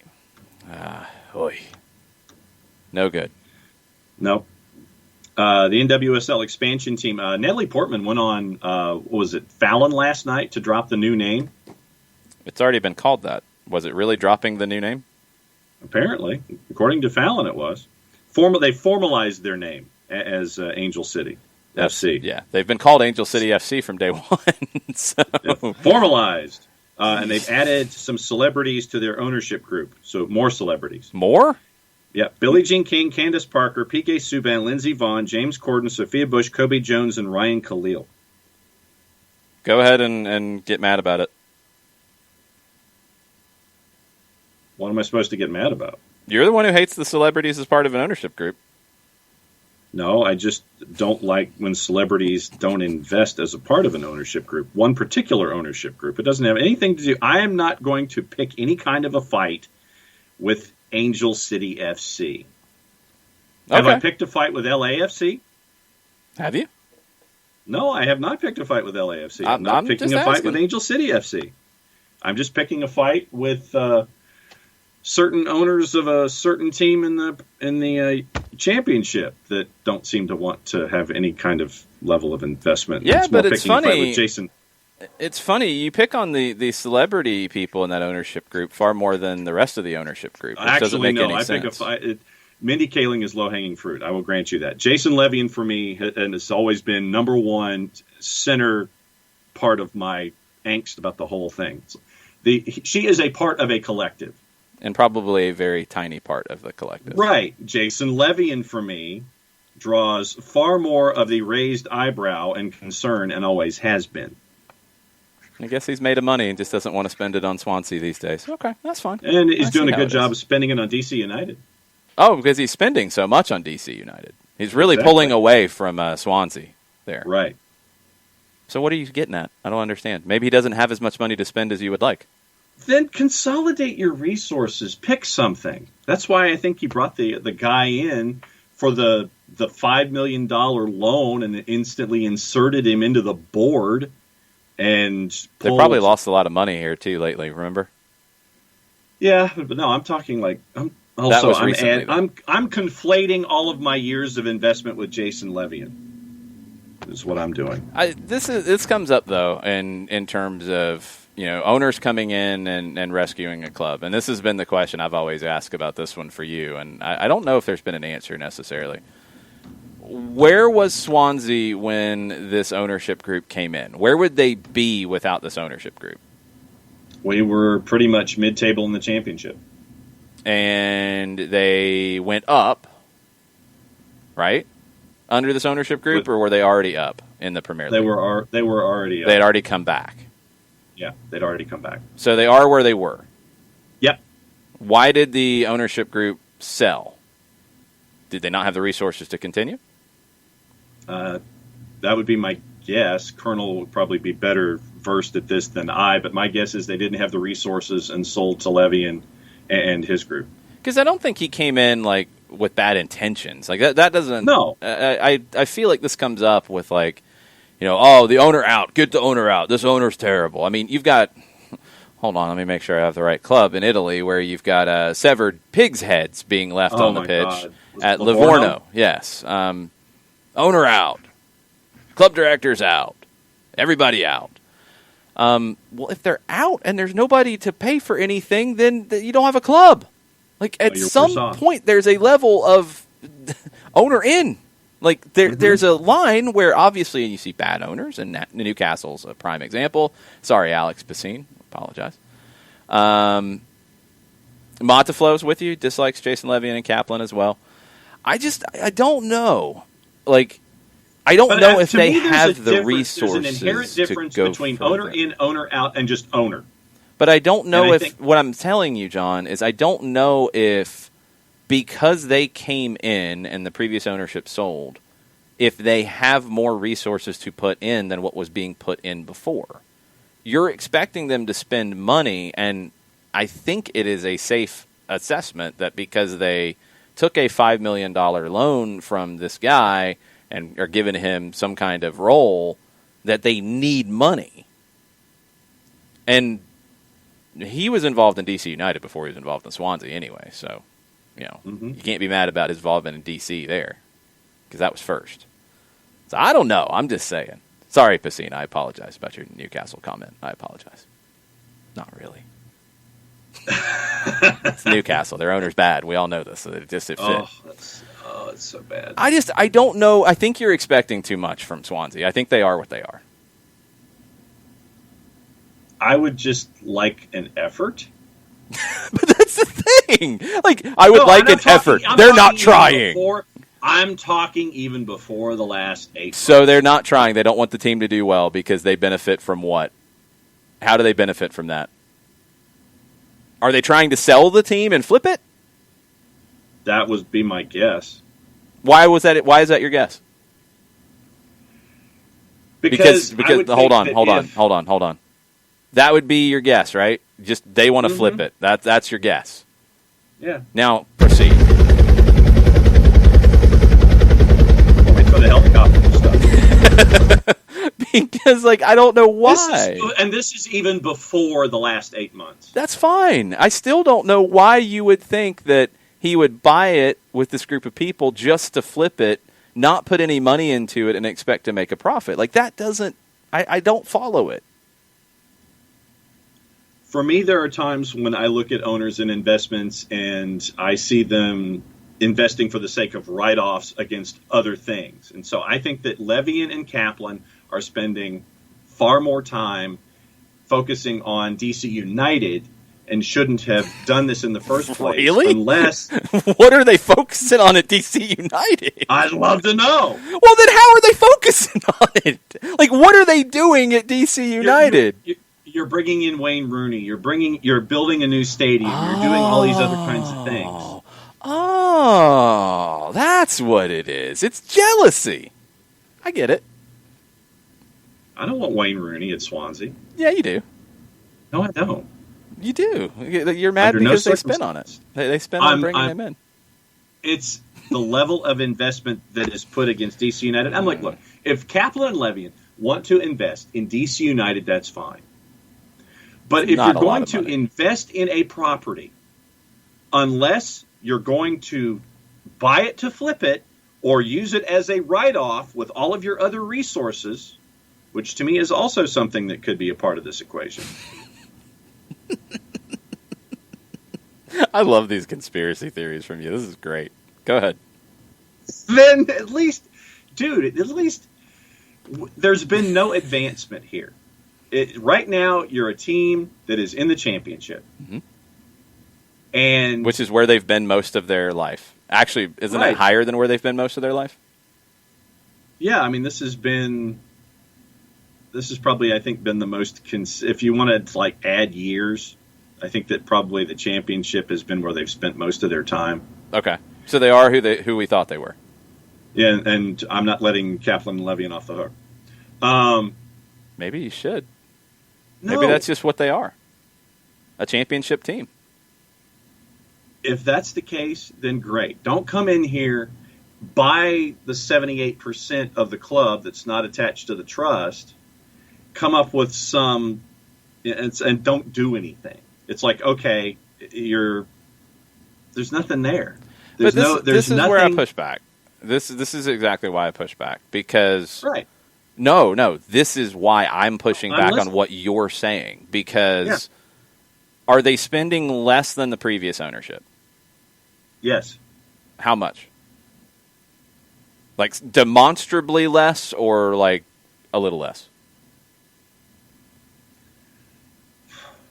See, now you're having me do math. Just a guess. I don't need an exact. A guess. Have they slashed spending and investment? Yes. Slashed. From my perspective, the answer is yes. Modaflow can add his 2 cents in. Then I'd agree with you more. If they've slashed spending and they're getting basically the same results as they were before, then that's not necessarily a bad thing.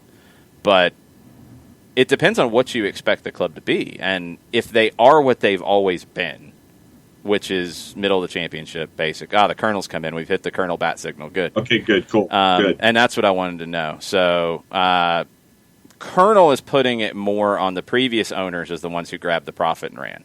They're the ones who took Swansea from League One to 7 years in the Premiership, European football, grabbed the profit and ran.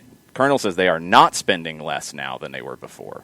Okay, I've just been under the impression, Colonel, that they're spending less and getting players on loan more than they are in investing in players. My understanding is that's basically who they've been. So they went above their heads. That ownership group said, now's the time to sell. We're at our max. Let's get out. Let's get the profit and go. And now they are what they've been. That's where I think clubs can get themselves in trouble, and I've felt like this has kind of been a symbol of that in some ways, in that we've had this conversation about Bournemouth. Bournemouth is never going to be Manchester City or Chelsea or anybody else because the infrastructure there is just not big enough. They can't be that big. Norwich has been the bigger version of Swansea in that they're more of a yo-yo than Swansea is, and getting up and coming back, getting up and coming back. But they're not going up, spending above their means, blowing money, and then not just falling back, but falling down. Yeah. You can't do that. And if the means and the infrastructure as to who the club isn't there to be a top 10 team in the Premier League, they can't spend like one. And they can't even, maybe they don't even have the infrastructure to spend like a Norwich or like a Fulham. And if they just are what they are, then you have to be what you are and be sustainable. And I don't feel like they're failing the club. I guess that's why I push back on it, is I don't feel like they're failing the club. I feel like they're maintaining the club. Could they do more? Maybe if they bring more people in. Or get the right manager, get the right player, or have that happen for you, which is somewhat of a crapshoot. I don't know. It's just I don't feel like they're failing the club, and I think that's the impression that I get from you sometimes. So maybe they are. I might be wrong. I don't feel like they are. And for me though, if you're a new owner, and I understand the notion of buying, a club, I understand that idea and adding it to your portfolio. But if you're buying a club, why would you buy a club to maintain where it is? I guess is my first thought. You might have made a bad purchase. That's a different conversation, though. They might have bought something that they thought would be bigger than it was, and it's just not. But that's why the previous ownership group sold it and ran. If you blew it up to get into the Premier League and have those kinds of numbers there, and then you sell it as hey, this is where we were. This is right where we were. You can be there too. And they take the money and see ya. We're gone. We'll be on the beach. Yeah. No, we don't. I don't know that number anymore. I'm going to get rid of that number. I'm going to block that number from Jason Levy, and I'm not taking his calls. I got his cash. Like, maybe they were sold a bill of goods. And this is where probably the Colonel and El Mataflo could bring Hugh Jenkins into the discussion about how he was operating things as president. That has come up, yes. So yeah, Hugh Jenkins ain't winning no favorable remarks from any of the three of us. So continuing on, because I think, and it's good because we have different people who know the ins and outs of Swansea. I don't. I'm looking at it from the outside. But these are the stories, these are the kinds of clubs that are a very important part of the conversation right now. Because it's easy to focus on the Liverpools and the Manchester Uniteds, and Manchester United had a net loss of $30 million. Yeah, that's not good. But, these clubs like a Swansea are the important ones to see where the game really is at the moment. They're also the clubs that could be affected, depending on who you talk to, in a very negative way by this European Premier League idea that now, of course, UEFA has come back and pushed back on, which you expected. Some think that it could actually enliven the game by taking out those mega clubs that win all the titles, and it could open things up. Who knows? We'll see. I don't know. I don't know if it'll happen or not. But Swansea, this conversation, we're getting into the specifics of a club that probably a lot of you listening don't follow day to day, might not know the ins and outs of, But these things happen to clubs everywhere, and I think it's important to talk about how things can go. So Swansea was a club, League One, that went up to the Premier League. Mm-hmm. Stayed in the Premier League. They were League Two and were a game away from going out of the major pyramid. Under the previous ownership, or just in the past? Oh no, just that's in the past. What I'm talking about in a current life cycle. So they were League One. They get up to the Premier League. How long were they in the Premier League? Oh, was it? Just a guess. 7 years. 5 to 7 years. I want to say. Played in Europe. Europa League. Okay, played in Europe. So I think it was once under Laudrup. It's a mighty rise for a club that was in League One when it all started. The owner sold. Did they max out what they could do? Did they feel like it was the best time to sell? I don't know if they were older. I don't know if the family needed the money. I don't know all that. But they sold. This group comes in. When they sold, they were back in the championship, right? Yes. Okay, so they're back in the championship, and they've been, there. Middle of the championship? Middle of the championship, had a chance in the promotion playoff last season, but lost out in the Final Four. So power ranking-wise, 30 to... maybe even farther than 30, 35 to 30 in terms of just general, where they are in the overall grand scheme of things? Yeah, 30 to 35 would be safe, yeah. So second division team that can get up into the first division from time to time. Hasn't done it a lot in their history, but they did. They had a recent run. Now they've kind of consolidated into an upper half championship team, second division, that can occasionally have a fight to get into the first division, into the Premier League. Right. Okay. Yeah. Colonel said the current owners bought a Premiership club with intentions of making it top 6. Okay, so they did buy when it was in the Premier League, according to the Colonel. Thank you, Colonel. So they bought, and they had the intention of going bigger, and it's fallen back to where it was, but still fallen from where it was when they bought it. That's an important point. Modaflow says Swansea's finances feel like the Braves. There's potential to get to the promised land, but the financial aspect isn't allowing these things to happen. I will say the player recruitment is better after we got relegated. The possession-style Swansea way is returning, and much of the financial issues are from the last owners who did bail. Okay, so that paints a picture, and correct me if I'm wrong on this, guys, where the previous owners maybe overextended themselves a bit and created some financial problems, some financial issues. They needed to sell because they were in a bad spot. They sold. And now the current owners have had to have a little bit of an anchor dragging them down a bit from those ambitions of being a top 6. Maybe that's wrong, but if they had financial issues from the previous ownership, I'm guessing there was some debt, some things there that they had to assume that has dragged it down a bit. Colonel says the fall down was mostly the fault of the long-term Welsh chairman who Kaplan and Levy entrusted too much. That's Jenkins, right? Yeah, Hugh Jenkins. Hugh Jenkins. Colonel says the dependence on loan players is a recent development that takes advantage of Cooper's strength and is a means of dealing with the debt situation, trying to get the budget under control. And that makes sense. As we talked about with Defensa y Justicia, this is a club that doesn't have money. They don't have a lot of debt, but they don't have a lot of money. They have to rely on loan players. That's common for clubs that just don't have the financial wherewithal to get the loan guys.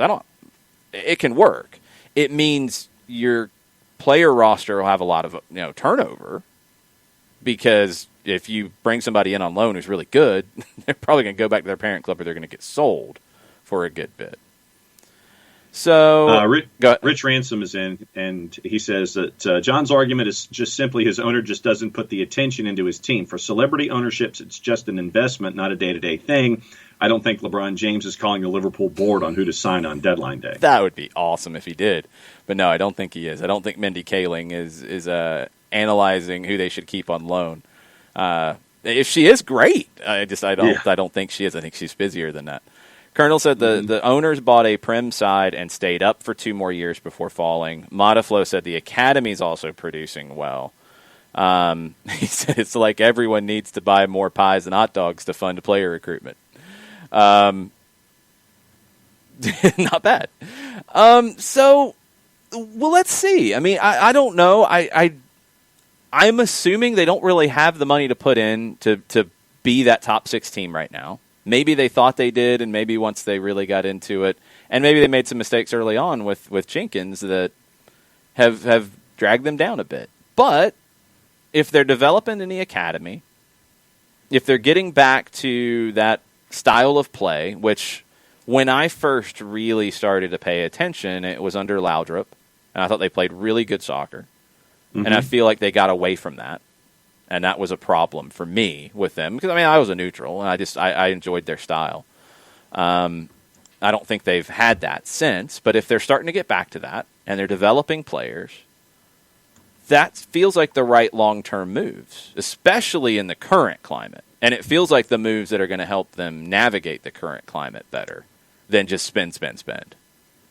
So maybe it's, I don't know, maybe it's more of a long-term play. If you're investing in those ways, it doesn't feel like you're trying to flip it. It doesn't feel like you're using it as a write-off entirely. I don't know. Maybe they're trying to consolidate and build back in a stronger way. It's just going to take a little more time. I don't know. From your lips, that's all I'm going to say. And thank you. And you're both, cynical about it. Why so cynical? What can I say? Because I want my success now, damn it, especially after what happened last year. Man, okay. Now, that's a different story. Now, this is your anger with them has been going on longer than that. But, yes, they were very close. And could have. Mm-hmm. Could have. I mean, they were the 6, right? They were the 6. So they were the last one in. Season when everybody collapsed above them. Yeah, so they were the last one in. So I don't know if it's reasonable to say they were expected to go up. No. But they had an opportunity, and they didn't take it. Yes, I get that. That's an emotional response. That is good. But you can't blow your cash on emotional responses. No. That's the problem. A couple more before we move on to some other things. Colonel said Jenkins' recruiting left them with a wage bill that was brutal. They almost got out of that when the pandemic hit. The timing might actually help them in the long term, that they were able to get things back under control now, and they might navigate this a little bit easier. Colonel says they are playoff Premier League quality this year. All right, I'm going to have to follow Swansea a little bit more so we can continue to dig into this topic. Because this is a good one. Get your weekly updates of Normandy Road on the network, too. There you go. Good tease. No, it's a good one. Are they so cynical? I hope they're not cynical. No. It is straight up sound from coaches and goals and previews and things like that. No, it is straight up newsy. Very cool. I mean, if you want to be cynical about it, go for it. Have fun. No, can't do it. And yes, everybody is saying that if you want the Braves to spend more, you need to buy a hot dog. And if you want Arthur Blank to spend more on Atlanta United, even though he spends a lot, buy an extra hot dog at the Benz. They're only $1.50. It's all good. More hot dogs. Barbecue? I mean, sure, you can spend more, but buy a hot dog at least. Buy a Coke and a smile. It's all good. Yes. All right, what else we got on the Twitters? What else do we have on the Twitters? I think we're caught up on the Twitters. Let's see. Scanning on the Twitters, and I believe we are caught up, sir, other than the notion yesterday. It was brought to our attention by GOWW from Paul Carr. Yesterday in Champions League, 5 Americans played on the same Champions League match day for the first time. Yesterday it was Tyler Adams, Serginho Dest, Ethan Horvath, Christian Pulisic, and Gio Reyna. The previous record was 4 in 2012. Jermaine Jones, Sasha Kljestan, Gucci Onyewu, and some dude named Parkhurst. Yep, Michael Parkhurst with his Champions League experience. That was the big topic. I mean, it's going to be for a while. I want everybody's opinion on something that popped up yesterday. Jason Davis from SiriusXM-FC chimed in on it. Brian Strauss from Sports Illustrated chimed in on it. They were on differing sides of it. I think I actually might lean towards Strauss here. Let me get the full conversation so I give it the proper context. It's been something that's been growing here, and I think you'll understand why I probably feel one way about it as opposed to the other. With all of the U.S. men's national team players that are in the Champions League right now, there has been a lot of talk about it. Lots and lots of talk about it. Lots and talk about it from U.S. Soccer, from their front-facing public accounts on Twitter, updates, hey, this would have been a secondary assist. Let's show this highlight. Hey, this is great here. Let's show this. Hey, let's show this. Brian Strauss tweeted, how far down the FIFA ranking do you think you have to go before you reach the countries where everyone tweets feverishly every time one of its players starts a game? And a lot of people got mad about that. I mean, it's maybe a little bit over the top, but Jason said, I hate tweets like this, went back and forth, created some conversation, which is good. I think, I'll tell you what came to mind when I started to see the U.S. Soccer accounts go down this road a lot of, Gio Reyna set this assist up. Christian Pulisic, they're starting here. Do they do that for U.S. men's national team players in Major League Soccer? Not really. Abby, not FIFA rankings in the video game. Brian Strauss is talking about FIFA rankings for the national teams. Completely different conversation. They don't do that for the domestic players. Mm-mm. And I have a problem with that. If they're going to shout out everybody who's in the pool, and if they have to draw a line somewhere, okay, the last group that was called up, the group that's being called up, whatever, that's fine. They should shout out everybody who's on the roster. It is a special time for American soccer. Do not get it twisted. Like that stat from Paul Carr. This is not typical that you have this many national team players featuring in Champions League games. The Champions League is the pinnacle, 100%.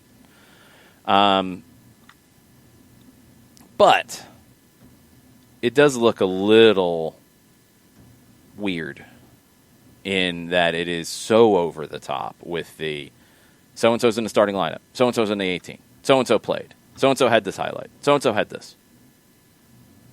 Show the Jossies Artists goals first off, too, while you're at it. But I don't know. It's weird because I've looked at how other countries have looked at this as well, and I've seen pundits from Paraguay and Mexico both specifically say, wow, look at what the U.S. is doing. They got a lot of national team players playing for big teams in the Champions League right now. What do we have? So it is being noticed worldwide what is going on with American soccer, which is great. I do think it makes you look a little lesser by talking about it so much from the national team's accounts. Yeah. I wouldn't do that from a strategic standpoint, or I would be doing it for every player in the pool across the board, which is the direction I would go, because then you get the best of both worlds. Then it's just you're shouting out your players. For me, it's like a hey, look at me kind of a thing. Nah, it's not that, because that would be what a Real Madrid or a Brazil would do. You're not that. It is a, hey, look at what we want to be kind of thing, is more like it to me. It feels like a little bit of an inferiority complex. I could be reading that wrong. I'm also very bullish on MLS. You guys know that. So I would like to see them get that same kind of treatment. For players who are in the national team pool who are playing and doing well in MLS, that should be shouted out by the national federation and its national team accounts as well. And that's the way I would go, is celebrate everybody in that way. Yes. Don't just pick the guys who are at Barcelona, at Chelsea, at Dortmund. Do it for everybody. Christopher Abel says it's a bad look for U.S. soccer, in his opinion. A lot of people have said that. I think more people are just excited about the idea that it's actually happening, as Greg Berhalter might be showing up. Or actually, no, it'd probably be Mindy Kaling showing up at John's house with a chainsaw, it sounded like. It's the grounds crew that starts here when the show starts. Normally it ends up at your place by the end of the show. They already came here yesterday afternoon, so I'm good. Okay, so then they started at your place. They're ending here. Yeah. I think it's Mindy Kaling and Jason Levian with chainsaws outside, just saying. Good. Man. Spend some money on other things other than chainsaws. They might not have the money to spend, John, and you'd rather have your club have sustainability. Then tell me that. They don't. You never say I don't have the money to spend. They're not going to tell you that. Come on now. They're just going to build the right team the best way they can, and they're doing okay. And they're in a spot to potentially get promoted this year. So be happy, John. Be happy. Christopher Abel wants Greg Berhalter to leave you alone because he's too close to Miles Robinson. That's accurate. Yes, I can exactly. support this. KFC said, I think this is going to happen until 2026. I would agree with that, too. I think this is only going to continue on two fronts. I think you're going to see more national team players go and play for big clubs in Europe because it feels like maybe the dam has been busted. Maybe the Frank Lampards of the world are seeing the faults of their ways and that, well, I don't really rate him. He's an American. Oh, he played at Dortmund? Okay, I can rate him that way. Stop it. We shall see. I just, it's the messaging, I think, is what frustrates me a little bit with it. It's just the messaging and the way you present it. Just present it, but don't leave the domestic players out of the presentation. That way you can still get the benefit of saying, hey, look at Serginho Dest. Hey, look at Gio Reyna.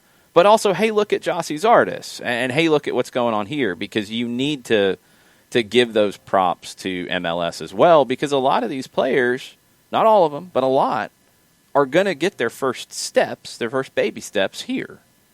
And that's good. So let's boost that up a little bit, too, while we're at it.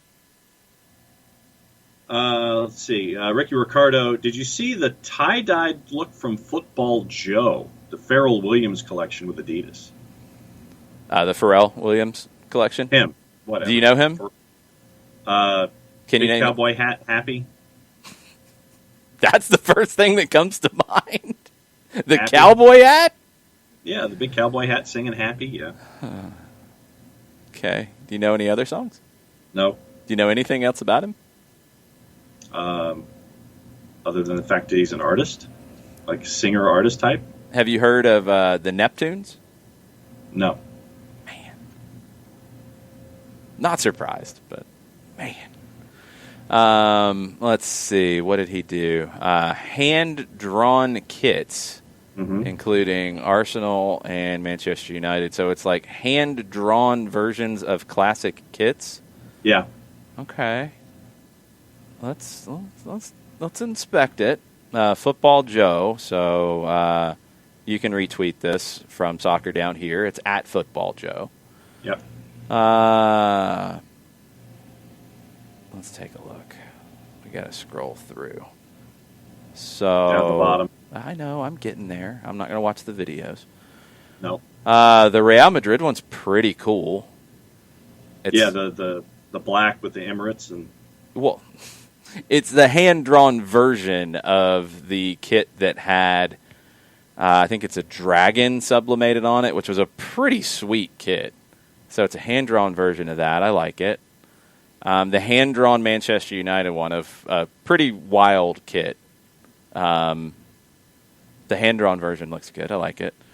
The pink Juve one. The Bayern Munich one is really nice. I like that, of going back to the mid-'90s or so. The Arsenal one with one of their crazy ones. It's not exactly tie-dye. Stop with the ads, Football Joe. Football Joe. It's not exactly tie-dye, but kind of. Yeah, I give it a thumbs up. I would totally wear the Bayern Munich one. The Real Madrid one. I would wear the Real Madrid one for sure. I think I could pull off the Manchester United one, and that's a team I would wear. I'm not wearing a Juve or an Arsenal kit. Sorry, I apologize. Yeah. But I like the Real Madrid one the best. Yeah, I got to go with the Real Madrid one. Did you see the article by Abby Mood from Gerard Niekamp saying it's going to take 4 or 5 windows for FC Cincinnati to compete, not 1 or 2? It's going to take 4 or 5 windows. Yeah, Niekamp said on Cincinnati Soccer. Shut up! Come Niekamp on, man. was interviewed on Cincinnati Soccer Talks podcast this week. Quote, "In the beginning of my appointment for the club, I spoke already that this project will take several years to build a team who can compete in this league, and it's not by 1 or 2 windows, but I think 4 or 5.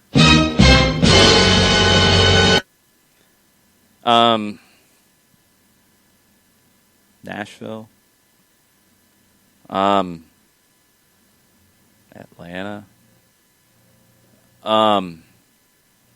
LAFC.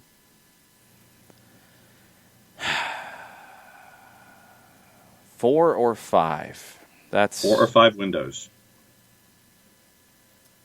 If he's including the previous windows that he's been associated with, because he wasn't there at the beginning. We'll give him the offseason coming into this year. We'll give him this summer. So at a minimum, it's going to take next year as its entirety going into the following year. So he's telling you, without saying it, that Cincinnati won't be able to compete next year. Yep. It will take the winter window and it will take the summer window next year, and then it will probably take the winter window going into 2022. So they'll be able to compete in 22. So he gave the 3-year plan, essentially. Now, wasn't there day one, and they made some stupid decisions before he got there. That's accurate. Yep. They probably have some contracts that they need to get out of. He did not make this team demonstrably better going into this season. He tried to, but I think he failed in some ways. So he's got to clean that up now on top of it. Because he got out of some contracts I didn't know if he'd be able to get out of. He did. And he brought in a lot of pieces, and they haven't all fit. And then he had to move on from the manager, and that was a mess. So he's had to fix that. He's brought on Jaap Stam, who's taking it in a different direction, far more defensive, because he feels like that's the only way he can get results right now, because he feels like his team isn't very good. Yep. If you're a Cincinnati fan, I'm sorry, I apologize. I feel bad for you, because no, it shouldn't take that long. Nope. It just shouldn't.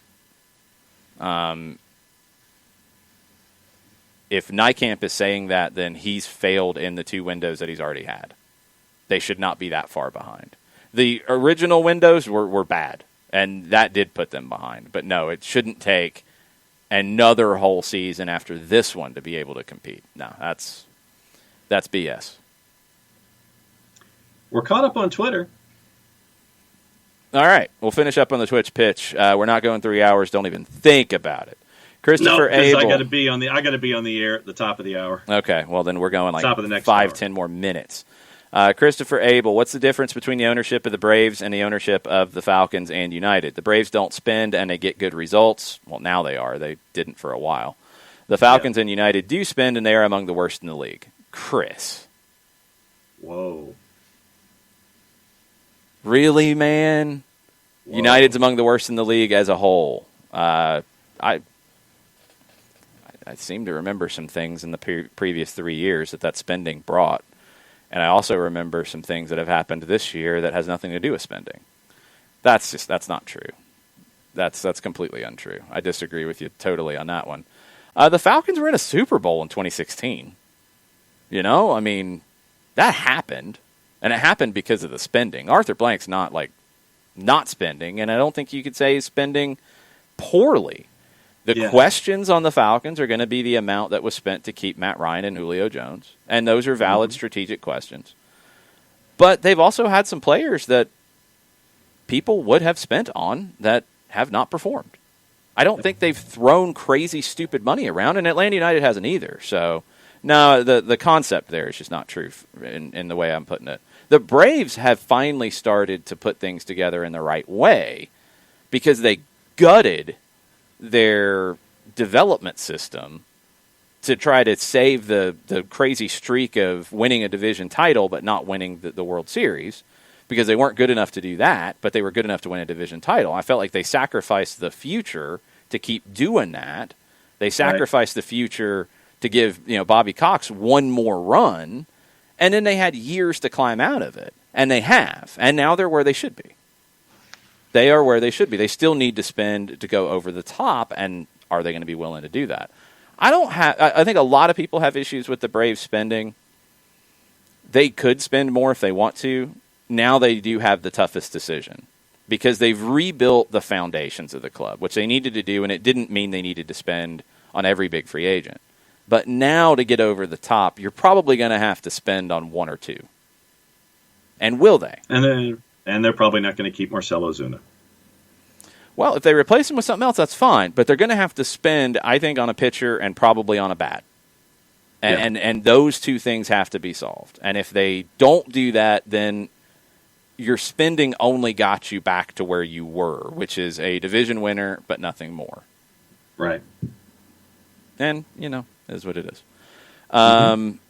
Let's see. Lots of different back and forth about U.S. talent and Champions League. Kefsi, the Berhalter article on MLS discussing talent here and abroad. I did not see that. I need to dig into it. Tell me where that was if you get this in time. Mezzano talking about spending. Braves ownership very frugal in a league with no cap. They've shown they don't splash the pot with big money signings. I think now's the time they need to. They could have done it going into this year, but now's the time where they have to, and we'll get to see what they're going to do. They've developed young talent, 1-year deals for questionable veterans. It has paid off, according to Mezzano, with some success, but not the big game yet. But I think now's the time where you got to go for it. Yeah. Falcons United ownership has shown eagerness to spend in leagues with caps. They can't spend, the same way. They can't just spend just to spend. It's just not allowed. Burns says the way U.S. soccer fans follow the young Americans in Europe reminds me of the way Venezuelans follow Venezuelan baseball players. They follow the players, not the teams and results. It's funny how similar it is. That's a good point. That's a really good point. Ricky says what's crazy about that is the Braves ownership is the richest ownership in the league. Yeah, well, Liberty Media. Rich people are rich for a reason. They don't just blow their money from time to time. Yeah. They kind of keep it. Christopher Abel wants a MLB salary cap. Not against it. Not against it. We'll see long term, and I think things are going to be very different in the sports landscape after coronavirus anyway. Maybe there is a push for a cap because of it, because you could have even bigger separation. Well, and then when you see what you're seeing in places like Tampa and Houston a couple of years ago, then that gives you more evidence to that regard. People are shocked you didn't know the Neptunes. Nope. NERD? No. I remember Frederick W. Polowatsky yelling that a lot in a movie back in the 80s. Numpty. Man. Got it. I saw NERD in concert at the Roxy, and it was awesome. Nope. Yep, Katie Weaver, you got here just in time for John not to know who NERD are, or the Neptunes, and he just knows the Cowboy Hat and Happy song by Pharrell. That's it. Correct. Ricky says, you saying I want my success now, damn it, needs to be a sounder. That's a good call. I'm not against it. Go digging. Not against it. Joe Boss. Go with the naughty channel. Yep. Joe Boss says, are you kidding me about the 4 to 5 windows? I would agree. Thad Dooley says it doesn't take that long in a salary cap league. I would also agree. Burns says if bad players have 3-year contracts, which make them untransferable, then yes, it will take 4 to 5 windows. I don't know if they're in that situation. If they are, then they put themselves in the situation. So I don't really have a whole lot of credit for them in that, because I think now you're dealing with Nykamp's roster. It shouldn't take him at a minimum 2 more windows to make it more competitive than it is. I mean, they're bad. Yes. It's got to be better. Ricky says it's good to know they'll be ready to be a real MLS team by the time Sacramento comes into the league. Oh, I was going to say by the time they move into the West End Stadium. Well, that's next year, isn't it? Is it?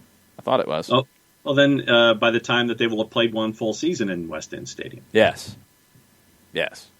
Now, guys, I need to go back and listen to the Neptunes and NERD. I need to go back and listen to all this now. I'm with all of you. Lots of Braves talk. Lots of rich people down here talk. I will check this. Let me actually go ahead and click on the article, Kefsi, to read about it. It was over at MLSsoccer.com. Okay. That was a crazy link you put into the Twitch pitch. I was a little concerned I was going to be sent somewhere I didn't want to go. Wow. J-Dub. And you're going to, you got to write this down, John, on your legal pad. Hang on. Because we don't have enough time to get into this. All right, hang on. But it is a must for tomorrow. All right. The best starting 11 that is currently playing and currently bald. Currently playing and bald. Yes. Okay. We'll have to talk about that tomorrow. J-Dub has a team. Save that one, J-Dub, and we'll get into it for tomorrow. Save that one. I got it written down. We don't have time for that now. Nope. No, it's not a 3-hour show, Joe Boss, because that's it. No, Chiefs coach Steve doesn't have 3 hours in him either. Nope, we're done. I will check out the most recent. Is it, Ricky, is it the most recent NERD project, or is it Neptunes, or are they kind of blending the two at this point? I know for a while they tried to keep them separate. It has been a while since I've checked in on those guys. I know he was getting away from doing the NERD stuff, so I think that's why I got out of it a little bit. I loved the rock stuff they were doing. I love his production anyway. Frontin' is one of my all-time favorite songs of any genre, period. It was awesome. J-Dub, it might have taken you 3 hours to come up with the bald list as well. That's a good one. That'll be a good topic for tomorrow. So tomorrow, you guys will be back at 9 o'clock. We'll be back at 9 o'clock. You'll be thinking about your favorite bald players for the next 22 hours. We will as well. We'll talk about that. And we'll talk about NERD, and we'll talk about the Neptunes, and we'll come up with more musical artists that John doesn't know about. All kinds of things and shenanigans. And Mike Conti will join us tomorrow as well because he was unavailable today. So lots of fun to look forward to. You got Champions League, the Golazo show. You got Copa Libertadores tonight. You got all the things. We will all be tweeting about them on our various handles. Longshoe, OSG Nelson, Soccer down here, Sock over there for Nick Alifi, Jarrett_Smith, so you can yell at him as well. Yep. Gracias. Mucho platio. Mucho platio.